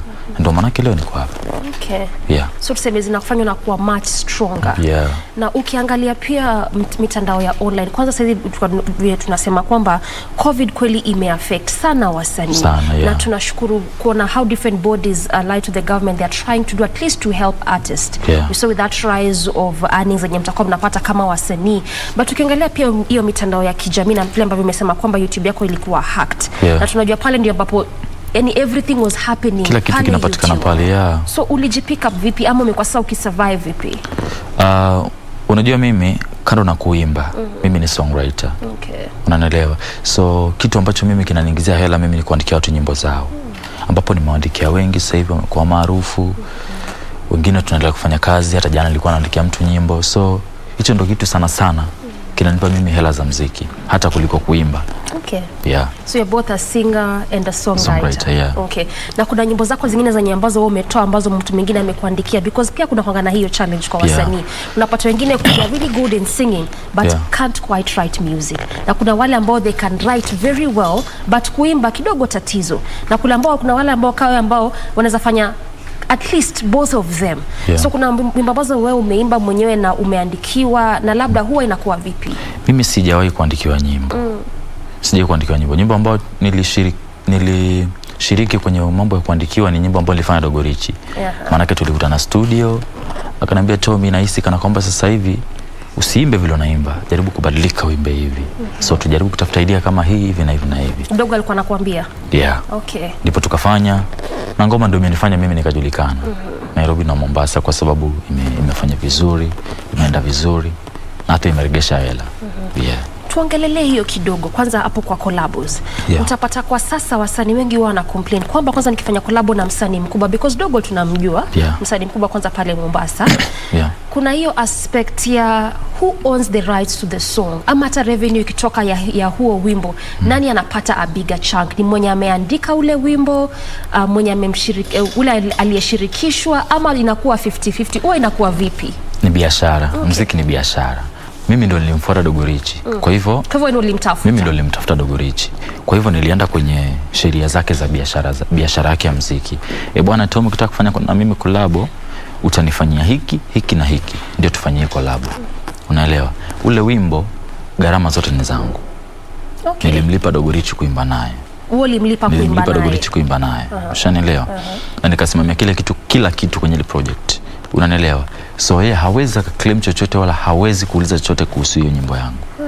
Ni mimi niamue nipeleke wapi, ni faidi hata milioni ngapi ni ya kwangu, sio ya kwake. Kwa hivyo yeye hakuna kitu anapata kwa huo wimbo? Hakuna. Ndio maana yake nilimlipa, maana yake ni kazi yangu. Okay. Na basi nini huwa inakuwa tatizo? Because utapata wasanii wengine watakwambia tulishare 50-50. Maybe kama ni lines, mimi nilikuwa na lines zangu, ulikuwa na lines zako. Maybe nilikutafuta sikatai, but mimi kuna input yenye nimeweka kwa ile wimbo. But ikipata pale kwanza kushare revenue, wakati sasa nyimbo imeanza kujipa, tunaanza kukosana, tunaanza kutatizana. Shida hapo inatokea kwamba tumefanya kazi bila kukubaliana. Okay. Unaona kwa sababu mimi napenda ninavyoimba. So tufanye collab. Unaelewa? After hiyo collab, what next? What if ngoma ikihit? Itatusaidia sisi na nini? Unanielewa? Ndio maana inakuwa vizuri kabla tujafanya collab. Bwana kwanza hii ngoma inaingia kwa YouTube channel ya nani? Hii ngoma inakuwa inaingia kwenye YouTube channel ya nani? Hii ngoma ikifikia hapa itanifaidi nini, na mimi itanifaidi nini, na wewe utakufaidi nini? Niko na rights za kuiperform hii nyimbo. So inakuwa vizuri sana mkubaliane. Ndio mkitoa ile nyimbo hamtasumbuana. Lakini tukifanya tu kwa sababu mimi napenda unavyoimba, hamtasumbuana. Kwa hivyo it boils down to communication. Wacha tuongee, tujadiliane na tuelewane kwamba iwapo hii ngoma ita hit, I make a lot of money, how are we dividing, how are we splitting? Okay. Haya, before tukuje kwa muziki wako, umesema wewe ni msanii kutokea Mombasa, na kuna shida nyingi sana, especially from wasanii wa Mombasa, wanasema kuwa kwa msanii pale Mombasa ni tricky, kupata shows ni difficult, kupata interviews. Yani kuna tu changamoto nyingi sana compared to wasanii ambao wako Nairobi. Kwako imekuwa vipi, ama how can you compare the two? Mimi kwanza sipendi kujifanisha na mtu. Umeona? Sema tu kwamba mimi naamini kila kitu ni juhudi zako mwenyewe. Unanielewa? Usitoe nyimbo leo, hujatafuta presenter, ukamwambia bwana na kazi yangu, hujatafuta DJ, alafu uanze kuclaim kwamba nyimbo yako ichezwe kwa radio la kwa TV. Ni wewe mwenyewe unachukua hatua gani? Maana kama presenter wote wa Mombasa wengi wao ni marafiki zangu. Kama vile nimetoa nyimbo mpya jana, wamecheza tu. Unaelewa? So ni wewe mwenyewe tu una approach vipi watu, una communication gani na watu, na unajituma kwa mbinu gani. Before tuendelee na hiyo conversation, tueleze a bit about the song we are seeing on air. Kazi yangu mpya, My Love. Inaitwa My Love, nimeshirikishwa na Claudia. Ni ngoma yake, yeye ndo amenishirikisha, but the songwriter mimi ndo nimeandika. So ukisema kwamba hebu tu understand the concept, pia ndio tuweze kuelewa hii aspect ya kushare revenue huwa ina come up vipi. Kwa hii ngoma specific umesema huyu ni Claudia, Claudia amekushirikisha wewe. But wewe ndio umeandika.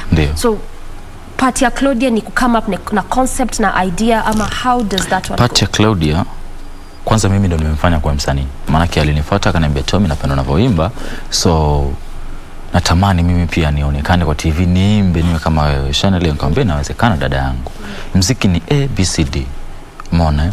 Tafuta hela, tafuta muda wa kutosha, safiri kutoka Eldoret njoo Nairobi, tukaenda kwa Bounce, tukarekodi, nikakuja na idea. Manake alifuata nilivyomwambia. Nilimwambia kwamba unatakiwa kuwa na pesa ya audio ya kutosha, pesa ya video ya kutosha, mavazi, location na kila kitu. Alivyojipanga, mbona ngoma isifanyike? Na tukaelewana kwamba hii project tutakaa kwenye YouTube channel yako, ikitoka itakuwa hivi, ikilipa tutalipa na hivi. Ndio maelewano hayo. Okay. So still again goes back to agreement na vile mnaelewana na ule msanii ambaye umemshirikisha mali ya kushirikisha. Okay, let's go back to that, just trying to understand music between artists when wako pale Mombasa na hapa Nairobi. Na ulikuwa unatuambia hapo awali kwamba inataka pia msanii ujipush.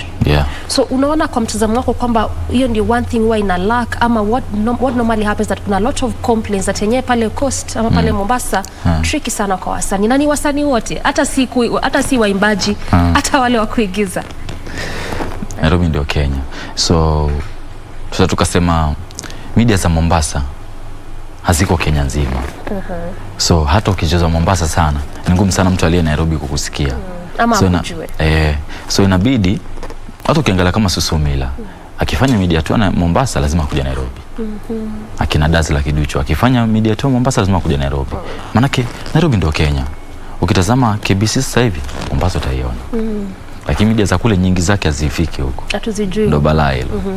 Basi inatakana tufanye nini haswa, because wenyewe kwa kweli we cannot say lazima wasanii wote hata wale wa Eldoret, Kakamega wakuje tu Nairobi. We also need to empower those areas, at least hata ukiwa msanii wa pale Vihiga. Tunaweza kujua bado. Wewe kwa mtazamo wako kama msanii, nini inatakana tufanye haswa, ni kwa serikali ama ni kwa wasanii wenyewe ama ni hapa management? Vyote. Serikali inafaa pia iangalie sana wasanii. Unajua, kwa sababu ukiangalia kama nchi yetu Tanzania, nchi jirani, kuna BASATA ukitoa nyimbo inaangaliwa. Unajua, kuna misingi ukitoa nyimbo inafuatwa. Unajua, anyway Kenya jiimbie tu. Kenya Free Nation jiimbie, bandika goma lako tuende nalo. Unaona, so watu wa Kenya, yani Kenya hakuna kitu ambacho kinahusiana na usanii kwenye serikali. Vile vile pia kipato cha vijana wengi siku hizi hatuna kazi. Unajua, so vipato vitu viko chini sana. Unaona, ambapo pia media za kule Mombasa pia ziangalie sana wasanii ambao upcoming, ambao wasanii ambao wanakuwa kuliko wasanii ambao washamake it. Maana unapata mabadogo kama sisi kule kwetu, saa zingine unapata ngoma kuchezwa ni kazi ngumu. Kupata kama interview inakuwa ngumu, ni unakuwa unajisukuma sana. Lakini pia wakituangalia tutafika tu.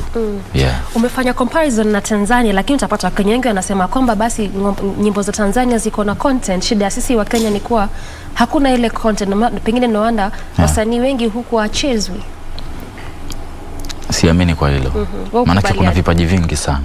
Kenya kuna vipaji vingi sana. Watu wanaimba sana, sio mchezo. Unajua, sema tu ni lazima tuzingatie maadili. Sio lazima utukane ndio uwe msanii. Alafu mimi naamini kwamba ukifanya kitu ambacho hata wazazi wako wanaweza kukiangalia na kwa vizuri. Maanake hatujiimbii sisi, hatujifurahishi. Na siimbi kwa sababu ya vijana. Naimba kwa sababu ya dunia nzima. Okay. Tukuje kwa muziki wako sasa. Wakati ambapo unatunga nyimbo zako, kwa sababu umetambia kwamba pia wewe unaandika na unaimba. Nini haswa huwa ina inform how you create your music? Mimi napenda sana kujifikiria mwenyewe na vile vitu ambavyo vinatokea. Unajua, ambapo sio mwenyeji sana wa kuandikia nyimbo nyumbani. Ideas zinakuja tu nikiwa studio, nikifika tu studio. Mwambia producer, ningependa kuimba kitu kama hiki. Hebu jaribu kuniwekea sound kama hii, na inafanyika tu. Automatically, kwa sababu ni kitu ambacho niko nacho. So ukisema kwamba upendi kuandikia nyimbo ukiwa nyumbani, unapenda ukiwa pale studio because ideas zinakuja pale studio. Ni environment yako, ni vitu ambazo umepitia we kama msanii ama we kama Tommy, ama ni huwa ni vitu ambavyo maybe marafiki wako wamepitia, haswa huwa nini exactly, because kila msanii ako na inspiration? Yani mimi napendaga kuimba, kujiimba na kuimba vitu ambavyo naviona na marafiki. Manake kile kitu ambacho mimi nachokiimba huaga ni real. Sijawahi kuimbaga vitu vya uongo. Ni real. Napendaga kuimba vitu vya real. Vya ukweli. Vya ukweli kabisa. Yeah. So kwa mfano kama napambana, nyimbo ambayo nimefanya miezi miwili iliyopita. Ni kulingana na juhudi zangu vile nimeanza muziki, nikakuja nikapitia shida za management. Vitu kama hivyo. So najipa nguvu bado. Afu dua zinatoka kwa mashabiki, kwa mama yangu mzazi. So nikaona acha nifanye nyimbo na pambana ambao kila nikiona itakuwa inanishauri mimi kitu. Na pia itawafundisha vijana kwamba tufai kukata tamaa. Maana safari ya maisha huwa ngumu sana. Kwa hivyo napambana ilikuwa based on your own experience. Yeah. Can you may go through in terms kwa muziki ama? Yeah. Kwa muziki. Kwa muziki na maisha pia.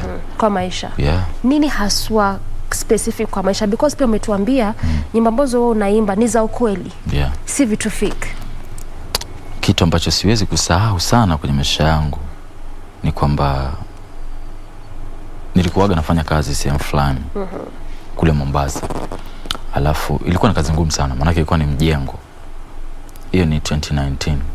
Alafu maisha yangu yalikuwa magumu, maana nilikuwa nimetoka shule. Alafu unajua mimi nimetoka familia ya kawaida sana ya kimaskini nini, unajua. Na niko na ndugu zangu ambao wananifuata. Sasa challenge yuko mshahara wangu ni 1400 kwa mwezi. Na nalala nyumba ya 1500. 3000 zitakusaidia nini? Utafanya nini?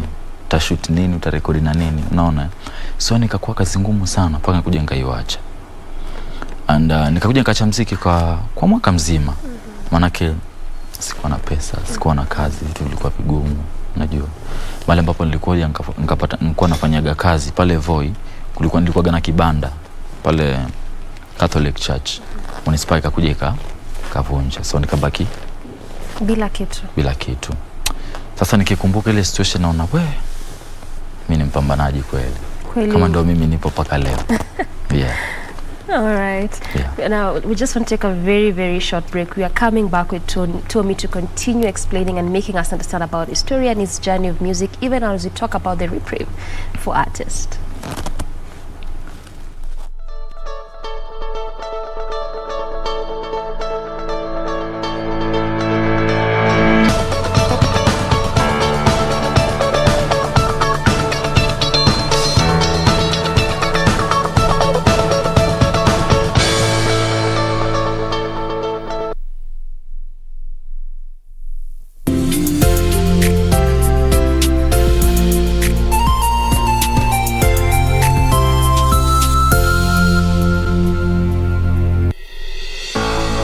The global spending on research and development reached an all-time high of $1.7 trillion in the year 2020.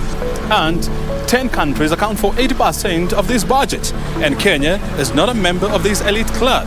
We are training our people, we are guiding our people so that they don't only depend on buying what is coming from abroad, but developing their own and also competing with the chance that they are, and they'll reach there. This week on Inside Government, our focus is on R&D, the hit and the misses, and of course, the lessons learned, right here on KBC Channel 1.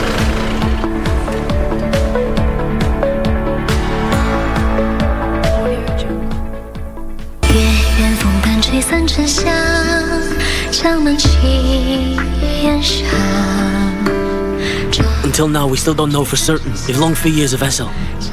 Bailey is putting pressure on us. Prince Chin is still a suspect. Send someone to closely watch everything Prince Chin does. Yes, Majesty. What do you mean by this?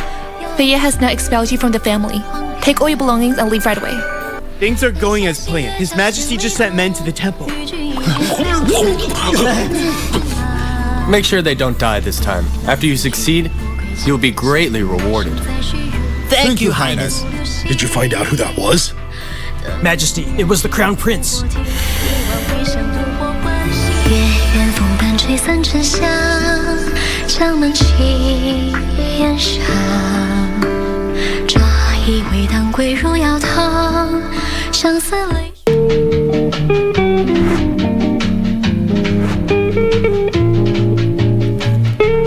Nilikuja hapa saa 10 na kasolo maukia.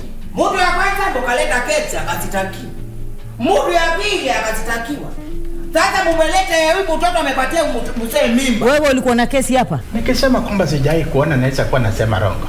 Bwana, si ulikuja na ukabuka na mimi pale bwana. Ndio mtoto yako ya kufuate. Wewe umeitumwa pesa na mwanaume. Unakula, anatuma tena. Haulizi?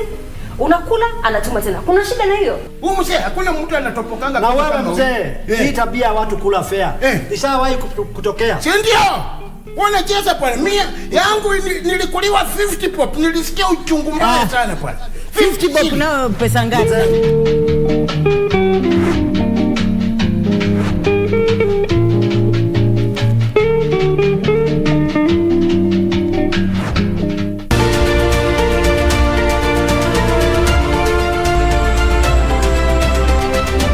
My name is Rosemary Warongo and I'm a wildlife warrior. The Grevy's zebra is one of Africa's most endangered animals. In Kenya we have 2,812. How they live as families, it's just like the way we live at home. All you need is a camera. Take a photograph. I just take the image and drag it in the software. Upload it onto the website and participate as a citizen scientist. This is Wildlife Warriors. And I'm Paula Cohon.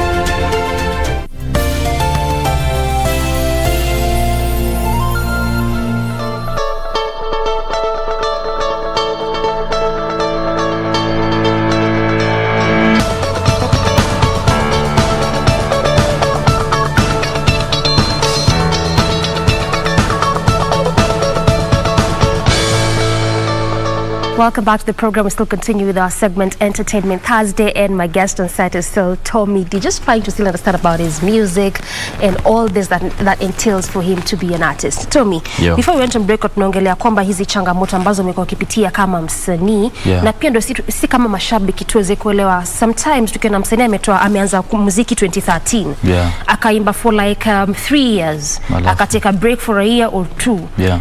Mara mingi watu tunasema hawa wasanii wa Kenya wako consistent. Unajua kitu kimoja mashabiki tu niwaeleweshe ni kwamba msanii akianza muziki obvious waga haujamlipa. Ni kitu cha kujaribu.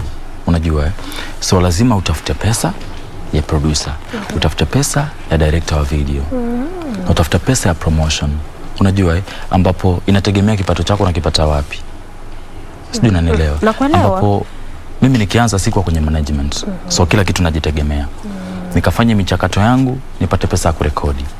Ile ngoma producer akifanya, ananipatia nyimbo yangu. Hii hapa, naifanyia nini? Inahitaji video. Ndio ende kachezwa KBC, inahitaji video nzuri.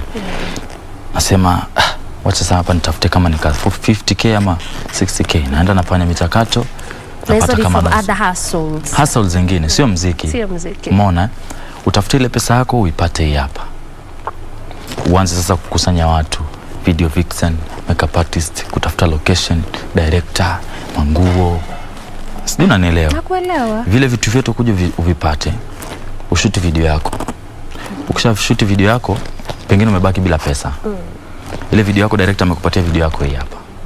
Unaipeleka wapi? Ndio video kali hapa. Umeshikilia na mkono wako unapeleka wapi? Umeona? Sasa utafute pesa promotion. Ndio uifikisha kwa TV, ufanye interviews nini, uweke YouTube. Pengine upate views ambazo ziweze zikakulipa. Useme paka nirudi tena hustle nikatafuta pesa nifanye kazi nyingine kubwa ambayo itaenda zaidi ya ile. Sijui unanielewa. So kitambo kuja kumake it kwenye muziki umeinvest sana. Unaelewa? Ambapo mimi ni binadamu wa kawaida. Sasa nikaandikwa kazi nikafutwa. Nahitaji maisha mengine. Nahitaji nisomeshe ndugu zangu, nilipe nyumba, nifanye maisha mengine yaendelee. Unanielewa? So mtu akibreak huwa ni kawaida. Kwa sababu huwezi kuwa tu unaweka pesa zako kwenye muziki na haujui zinarudi vipi. Sio, unanielewa? Sasa hivi mimi kinachofanya nafanya muziki sana ni kwa sababu pesa zangu nazitoa kwa muziki, nafanya muziki. Hakuna pesa natoa kwenye side hustle ndo nifanye muziki. So muziki imeanza kuleta hiyo revenue yake. Okay. So mara mingi vile tu unasema ni mara mingi si kama mashabiki. Tunakuanga very quick to castigate and judge and complain about Kenyan artists. Ama hata wasanii in general kusema shida kubwa, alafu mara mingi tunasema shida kubwa ni consistency. amko consistent, but mara mingi unapata kumbe kuna kwanga na so many other factors that we do not understand. Na kwamba pia muziki na usanii, kwanza usanii tu in general, ukianza it's all about how much you invest in it.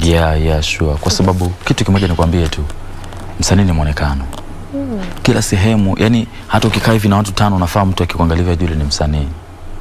Kwanza kuweka image yako tayari ni kazi ngumu sana. Maana ufai kurudia nguo sana basi kana kwamba na tunakuona kwa TV. Tunakuona sasa. So sisi ni watu wa kawaida kama watu wengine, ambapo michakato yetu ni kujitahidi tutafute pesa tuziweke kwenye muziki, ambapo tunapambana tukingoja kesho na kesho kutwa zikuja kuturegeshea. Okay. Na tukiongelea kuhusu hizi changamoto za wasanii na usanii kuwa yani it's very difficult for usanii kwanza kujipa from the onset. But at least we know what the government is trying to do, because pale awali kwa tunaongea kuhusu that it has to be a collective responsibility, kwamba tukisema wasanii wote wa hii nchi hawezi kuja Nairobi ndo wa make it. Lazima at least to make it easy for artists. The other day we saw the government the state rather exempt ringtones from excise tax, na pia waka revise zile sales generated from your tune. Wewe kama msanii, what does this say about what the state is doing na inakusaidia vipi kama msanii? Unajua, mwanzo serikali yetu inafaa sana izingatie sana, ichukulie muziki kama kazi, kwa sababu sio kama side hustle. Daktari, nurses na judge ni wafanyikazi. Ushaona? So music ni kazi pia. Ushaelewa? So inafaa serikali iweke muziki kwenye bajeti za nchi. Unanielewa? Tukienda kwenye issue za MCSK, ukiangalia mara nyingi kipato ambacho wasanii kinawafikia ni kidogo sana kuliko kipato ambacho wasanii wanakiweka kwenye muziki. Unanielewa? Prisk juzi walintumania sijui 1,000, ambapo 1,000 haiwezi rekodi, haiwezi kashuti video. So unaangalia pesa yenye umetumaniwa, unakuwa surprised. Wow. Sasa kama pesa itatoka kwa serikali kiasi hiki, itafika vipi mbele? Unanielewa? So ombi letu sisi kama wasanii, serikali pia ichukulie muziki kama kazi zingine. Itatusaidia sana na itakuwa sisi ni vizuri sana kufanya kazi tukiwa comfortable bila kutatizika. But obviously together what is happening clearly tunasema serikali is doing its best. It is the government is trying. Sure. So maybe shida from what you're saying is that shida ni hawa watu hapa katikati, maybe press MCSK. Is that what the challenge is? Because the government is trying to help artists in one way or the other. Mimi nahisi kwamba tatizo liko hapa katikati. Maana kutoka last year wasanii wakubwa kina Willy Paul, Calligraph walikuwa wote wanalalamikia kuhusu hizi mapress MCSK, wanawalipa pesa kidogo. Yani unapata msanii anaweza akatumia hivi na milioni kwenye video, alafu anakuja anatumia na 25k na MCSK shwari. Kama 2500. Alafu ukijaribu kuangalia yule msanii hakuna media ambayo imchezi. So obvious umetapeliwa. Unaona? So kama kuna jambo lazima likatendeka, tafaa sana. But pia changamoto zingine unapata wengine wanasema kuwa ni hata wasanii ambao wanachipuka, they don't have the knowledge to know which bodies they need to be allied to, kama ni MCSK, kama ni Prisk. Sometimes from your perspective unaona kama hiyo huwa ni challenge kubwa inafanywa wasanii wengi, hata hizi pesa za muziki yao hawawezi pata. Unajua wasanii wengi upcoming tunakuwa tukiamini kwamba ukitoa nyimbo ikienda YouTube ukipata views 2-3 shakuwa star. Na utalipa kama Diamond ama kama kina Otile. No, ukifanya muziki make sure uko kwenye ngome zote. Unaelewa? Uko MCSK, uko Prisk, uko Boomplay. Unajua uko nasikiza, so that ikitoka 5, 2,000, 3, 4 ikikuja kwenye mwisho wa mwezi unapata kuna pesa ya kutosha za katika kufanya video. Hapo ndo tunafail wasanii wao. Kwa hivyo pia wasanii kuna part yao wana-fail tu, si serikali kila wakati. Serikali mnajua ichukulie wasanii serious. Tutilie maanani hilo jambo. Alafu at least kidogo pata kwa pepesi. Okay. So tukimalizia huu mjadala, Tommy, what next for you kama msanii? Mwisho siku siwezi nikajitabiri sana, maana mimi si Mungu. Ila mashabiki zangu wategemea vitu vingi, wategemea muziki mzuri, wategemea video nzuri na hatua kwa hatua. Waniombee, wafike pale YouTube. Nimetoa video yangu mpya inaitwa My Love, nimeshirikishwa na Claudia na ni kazi nzuri. Ndio mimi nashukuru sana mashabiki ambao wameni support kutoka chini mpaka leo. Umeona, so I won't disappoint. Hauta disappoint I promise. Wategemea vitu kubwa ni won't disappoint them. Jiwe. All right, thank you so much, Tommy, for your insights, at least for making us understand what next for wasanii, then as you see what the government is trying to do kusaidia wasanii, si ndio? Okay, we want to take a very short break, but when we return, we come back with our last segment of the day, so stick around to find out.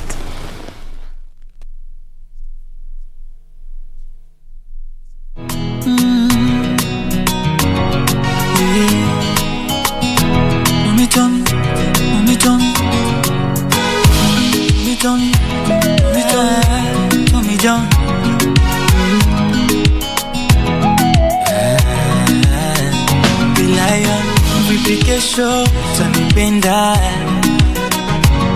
ama ndio kichekesho utanitenga, moyo wangu kilio nimeshaumizwa sana, pendo langu kimbilio chunga tusije zama, nimedanganywa changanywa moyo wangu, nimedanganywa changanywa moyo wangu, utantunzia penzi lanje, utantunzia oh mama we, utantunzia moyo wanje, utantunzia oh mama we, utantunzia penzi lanje, utantunzia oh mama we, utantunzia moyo wanje, utantunzia oh mama we. Tulivyo kama pacha, wengi wanaona wivu, wanatamani sana tuwe kando tusile mbivu, tunavyong'aa kama nyota, mpenzi wangu mie nina furaha, na nipoza nafsi yangu mie, unanipa mapenzi matamtam, unazidisha mashamsham, unanifanya mimi niwe na ham utamtam, unanipa mapenzi matamtam, unazidisha mashamsham, unanifanya mimi niwe na ham sishiwi ham, nimedanganywa changanywa moyo wangu, nimedanganywa changanywa. All right, and as promised by Dee, we are back with our final segment for today on Entertainment Thursday, and this is all about the trending stories that have been hitting the social media streets with a bang. Some of them have found their way on mainstream media, but these are just some of what we picked up from the socials, and we welcome you to share with us your thoughts. Hashtag Good Morning Kenya at KBC Channel 1 is our official station handle. My handle is Jane Wamboy. My colleagues, they are at Doreen Range and at Ray Manyara. We are officially into our Udaku Sesh segment, and before we get into it, we need to get into character. So hold on. Nitoe mashisho makawaida. Allah. Are you ready? Mko tayari? Disclaimer, mukiona nimeangalia off camera, mjue disioni. Okay? Just bear with me. Mbona unajipatia stress na una this? We are in character. Ai, hata kawa. We are in full character. So, let me start with this story that is sort of trending, borderline, showing us a serious problem that there is in society. And this is about a Form 2 student who was chased home due to school fees balance. The balance was 34,000 Kenya shillings. Akafukuzwa, akaenda nyumbani, akaambiwa na the school admission, by the way, you just come with anything that will help you pay this balance. He has been struggling here and there as per what information that has been put out there. Amekuwa akistruggle to just get the money that he needs for school, issues to do with uniform, shoes, and he even gets a uniform from other students, the old ones. That's what he has been surviving on. So he went home, akatafuta namna, akaona kuku. And from his mom, she told him that that cockerel is worth 1,000 bob, and that is what he took to school to help offset part of his balance. Akaambia wase, this is what I have for now.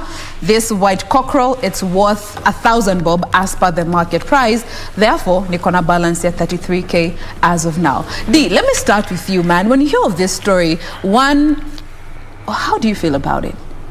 I think it's that, for me, I take it as that aspect of determination. Why I'm saying that is because the other day, actually just was yesterday, when we were reading from the papers that now school heads or principal are in a tussle. Why? Because the government said that there needs to be a smooth transition.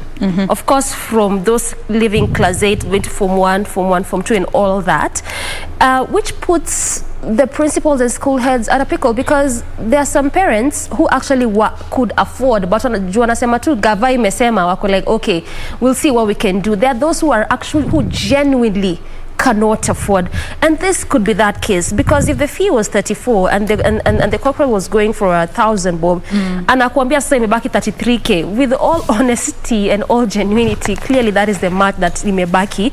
I'm looking at this case as that case of determination, that hakuna kitu itani hold back. Yeah. Nothing is about to deter me from getting education if that is what I want. So whatever I'll need or whatever I'll have to do, I'll do it. And that reminds me, when I was in campus, we had those students where, you know, what was it called?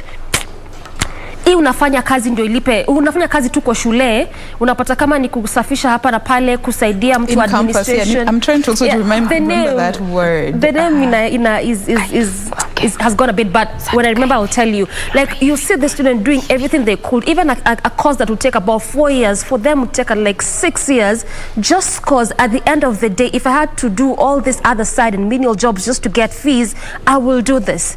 And I think for me, this is, you know, it's something good, because, I mean, education is, if you can get a chance to go to school, and if you can get parents or guardians who can train you and put you through school, you need to appreciate that, because there are those out here who are doing everything, and I'm telling you, everything, to just be in school, to get an education, to get a paper, to, you know, to just be somewhere there when it comes to matters academic. So for me, for this Form 2 student, big up. Manze.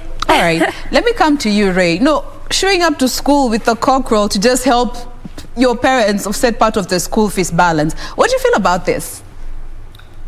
It's I wanted to look at the paper on Monday, and I think this story was highlighted in one of the dailies, and alongside it there was a child, another student, reporting to school having been dropped in a chopper.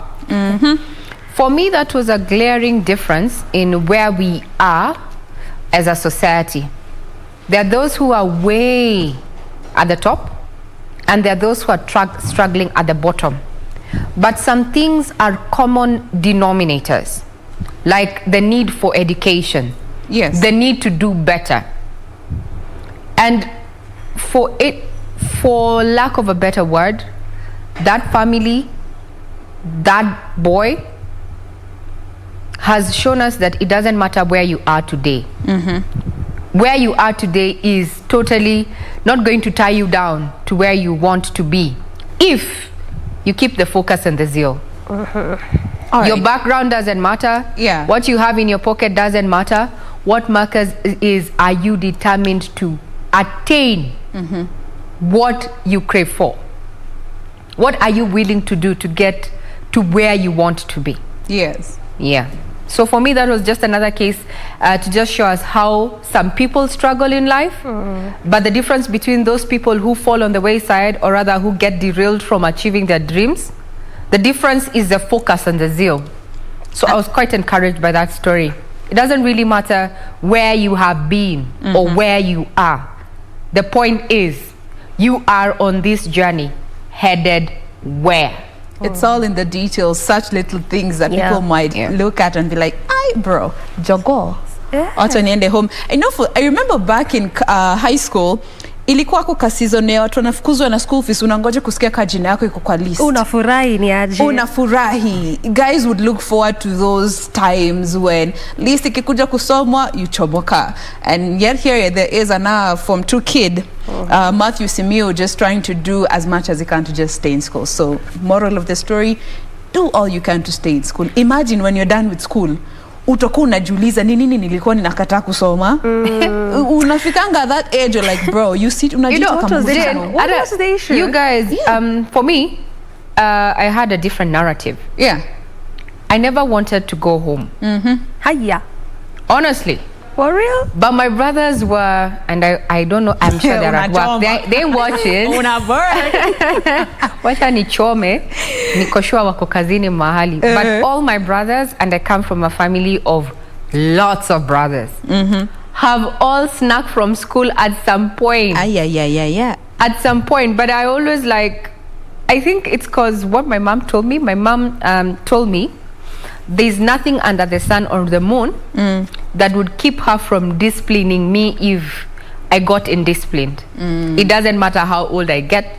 It doesn't matter how big or how tall I get. If she needs to smack me, she will smack the daylights out of me. Even at this age. And besides, actually my mom told me, and I remember she told me this in Form 3 after a serious thrash because of getting late to arrive back at home. Our curfew hour was at 5:59 p.m. She told me, for as long as I give birth to you, I am the only person who has a right to murder you. And that stuck. And that stuck. But you can bet Jane and Doreen, mimi siwezi beba kuku. The kuku itself is a problem.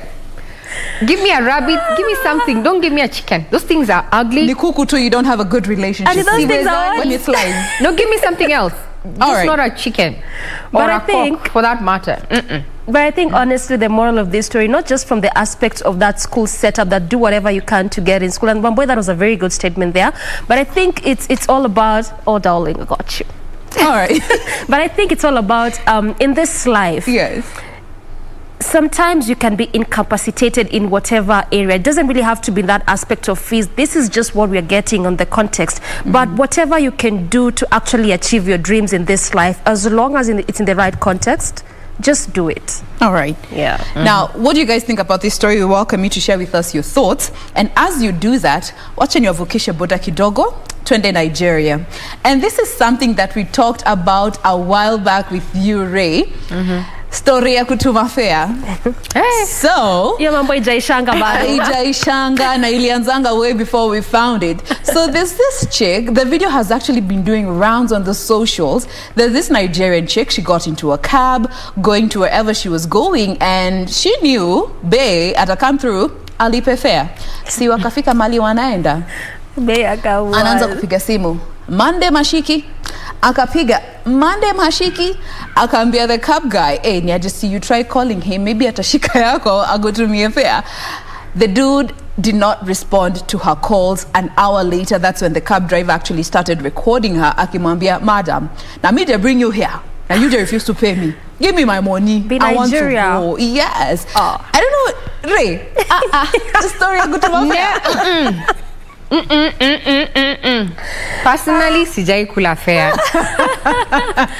Sijai kula fare. Walisema Ray anakaa kukula fare. Let us remember that debate. Well, you know, the question is, I hate that business with the fare business. I really don't advocate for it.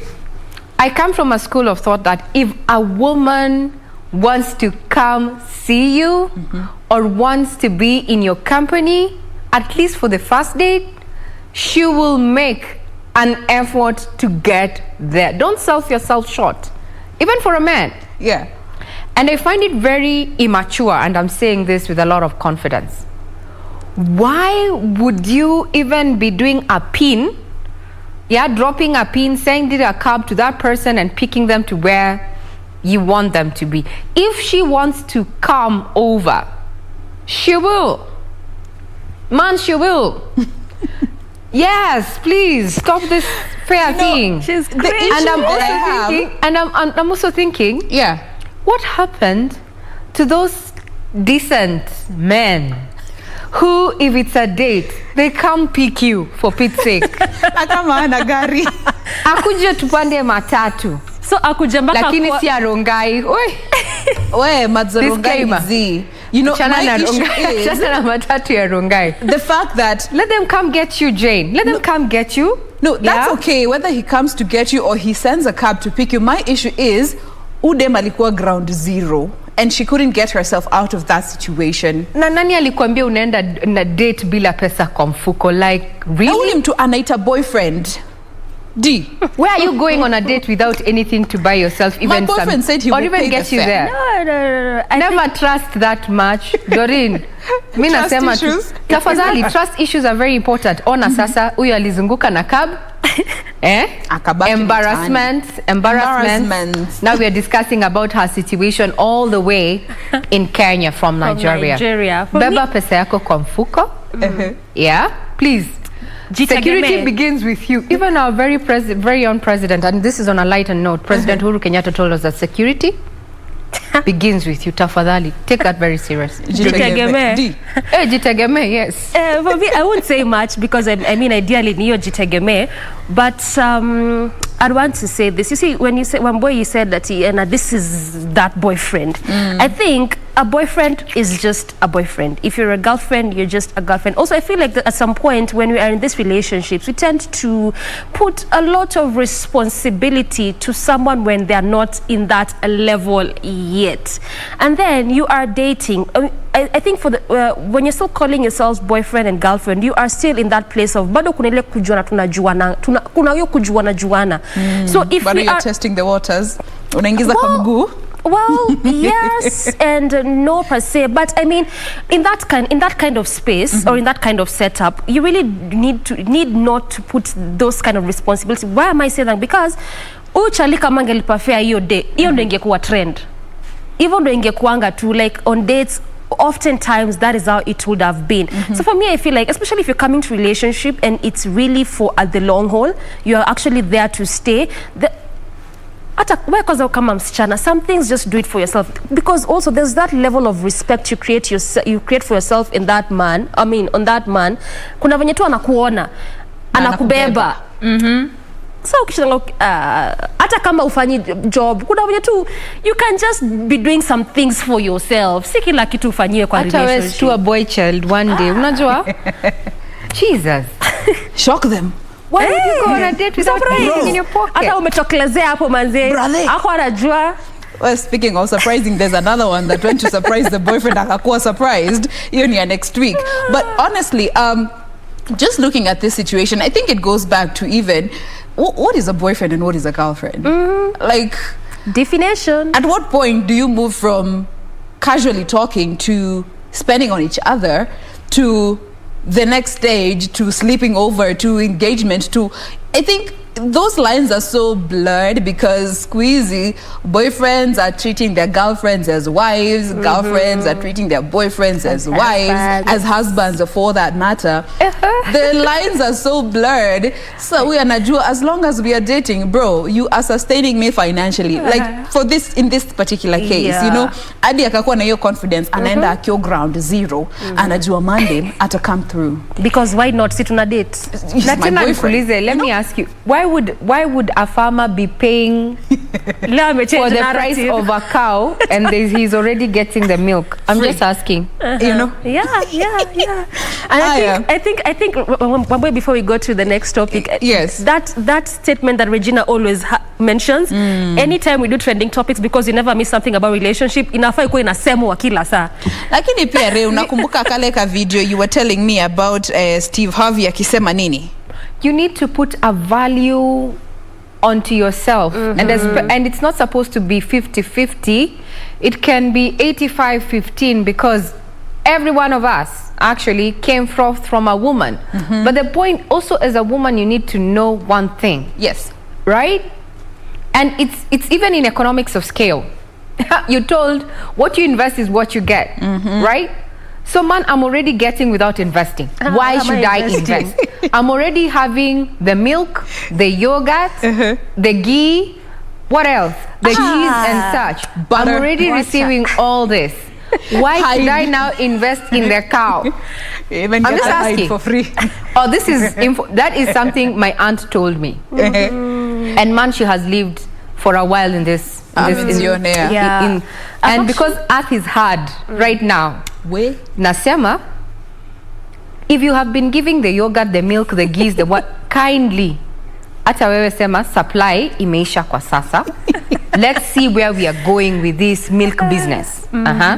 Is it a worthy investment? Do you want to actually own the dairy company? You know, they may not want to own the company. They might just want to have the milk, the ghee, ghee and such.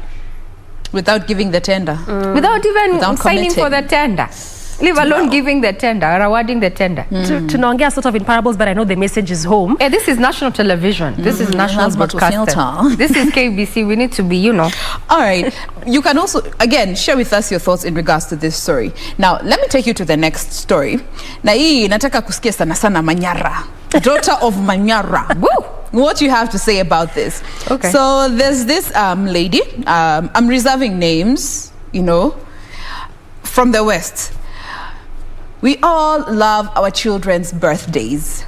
It's a big deal for us as parents. Okay, first birthday, by the way, if you are a young mom or you are about to celebrate your child's birthday, ya kwanza ni birthday yako. The kid will not be bothered. Okay? Both of mine have slept on their birthdays. But just looking at your child's birthday, it's a big deal for you. You always look to do something for them. And the more they grow, the more you want to do things for them that make sense to them. So this lady wanted to gift her child. When they're famous, by the way. So when they were interviewed, the kid thought they saw a truck coming in. So she thought she's getting a trampoline. She's 9 years. She thought she's getting in because she thought. She thought she was getting a trampoline for her 9th birthday. Excitos. Looking forward to just remove that cover, only for her to find a Mercedes Benz. 9. MG 350. Why would you buy a 9-year-old a Mercedes Benz? You have it, why not? Ama hizo ni first world problems. Yay. Zenye hatuwezi elewa juu tuko developing. Wow. I mean, I have so many answers to that. I'm trying to, be the devil's advocate in this. Does it make sense for such grand gifts at such a young age? My question is, whose gift was it? Was it for the adults in that family? The mom, the 9-year-old girl. Yes, what I'm trying to say is that was not an age-appropriate gift. It was more a gift, in quotes, for the parents so that they can trend or otherwise, because they have made the headlines, really. The gift was not age-appropriate for their daughter, no matter the reason. Oh, love, it's the birthday. A 9-year-old, well, they may be learning how to drive, but the last I checked, there is no country, international or otherwise, that has a driving license for a 9-year-old. Right? So they'll have to take a few years before they can actually take the car out for a ride.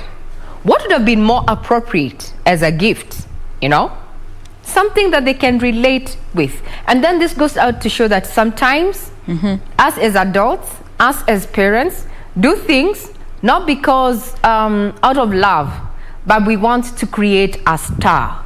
We are doing it because of the attention it will bring to our parenting skills.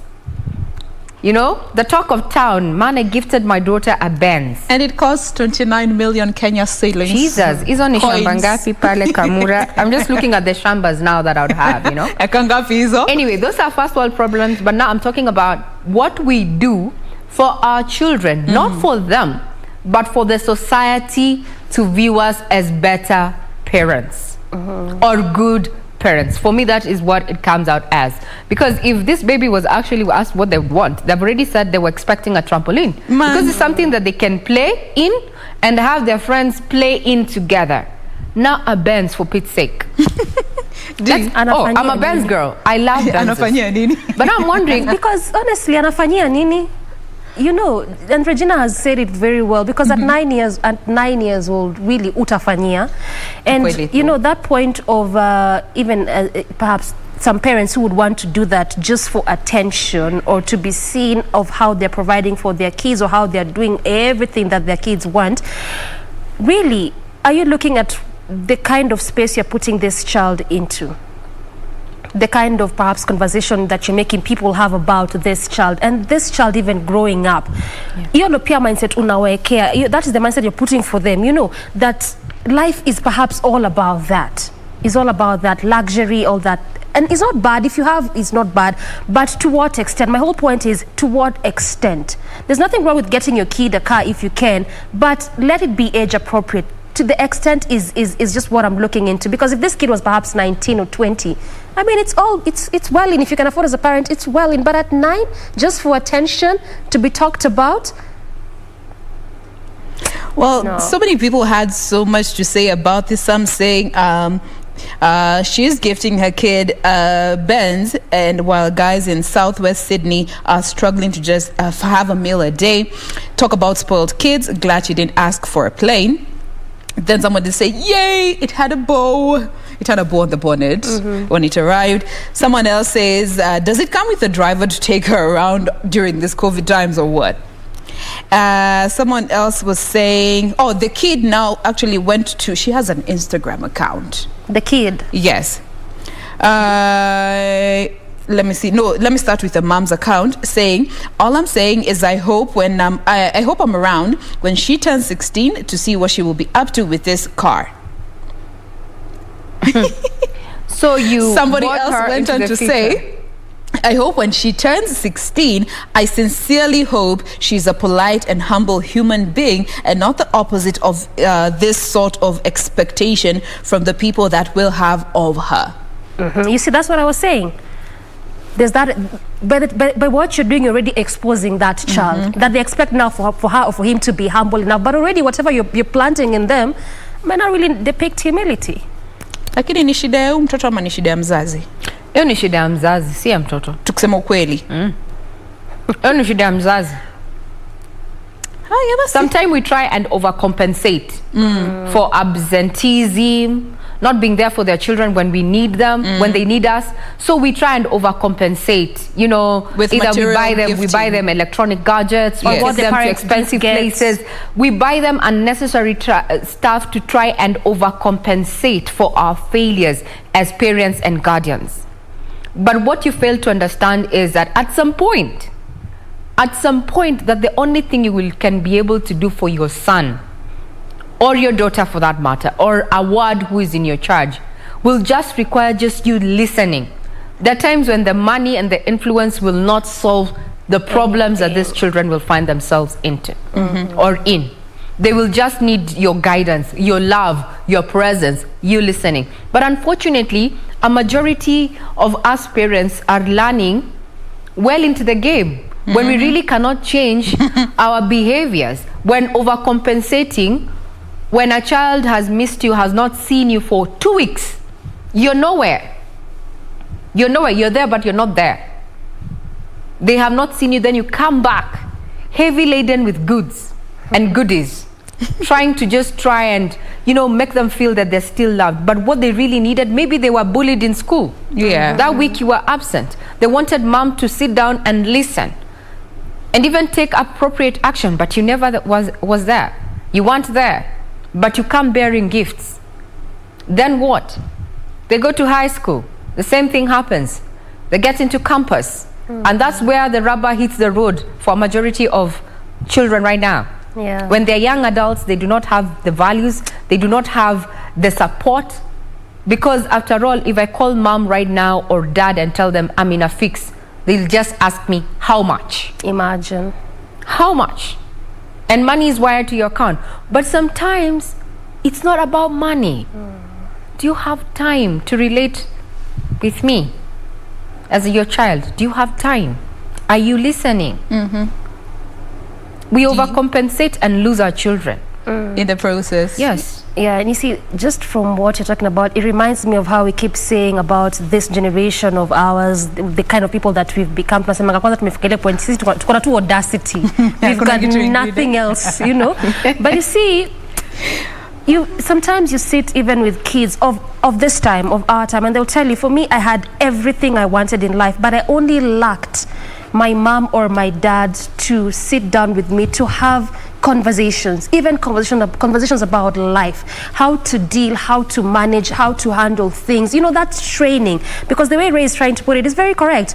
You call your mom sometimes, you call your dad, the first thing they ask you is how much. Maybe they feel like, okay, you've gotten into trouble, or maybe you just have issues with money. But sometimes you just call them and you just want to have a conversation. And you see, I feel like everything about life boils down to this conversation, that we actually sit and talk.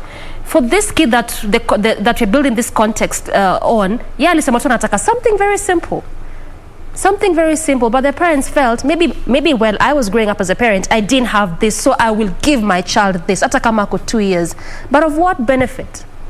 To what end? Now, as we bring this segment to a close, let me just read some feedback in regards to some of the stories that we have sampled. Let me start with Sam Bulo on Twitter, who's saying the analogy of a cow and its milk is not apt. That is a mentality. This is what drives men to cheat. Alafu women start crying ovyo kumbe. It's their own doing. Relationships ni kuongea. Then there is another one, Al Hassanat, saying, watching from Misiola, what's up? Anasema, kindly visualize marriages as a covenant where 2 or more individuals are involved. Mostly marriages involve a lot of giving, taking, sitting on emotions, and mostly sacrificing for the children. Therefore, let us envision on the positive traits of this noble union. Tukifunganga. Marriage is a covenant. Well, I think let's just put a cap at that particular point. We have thoroughly appreciated interacting with you guys, sharing with us your thoughts. Some of this feedback go way back to our second segment rather, which was in the headlines, commenting about, issues to do with relationships these days. We're seeing so many people ending up with suicide or killing each other due to relationship quarrels here and there. But nonetheless, we appreciate you for interacting with us here, being with us from the start up until now. We appreciate that. I am Jane Wamboi. Have a lovely day. Do enjoy the rest of your viewing. And I'm Doreen Orange. Good morning. I'm Regina Manyara. Well, do what you have to do, because this is a new day to do better. We out.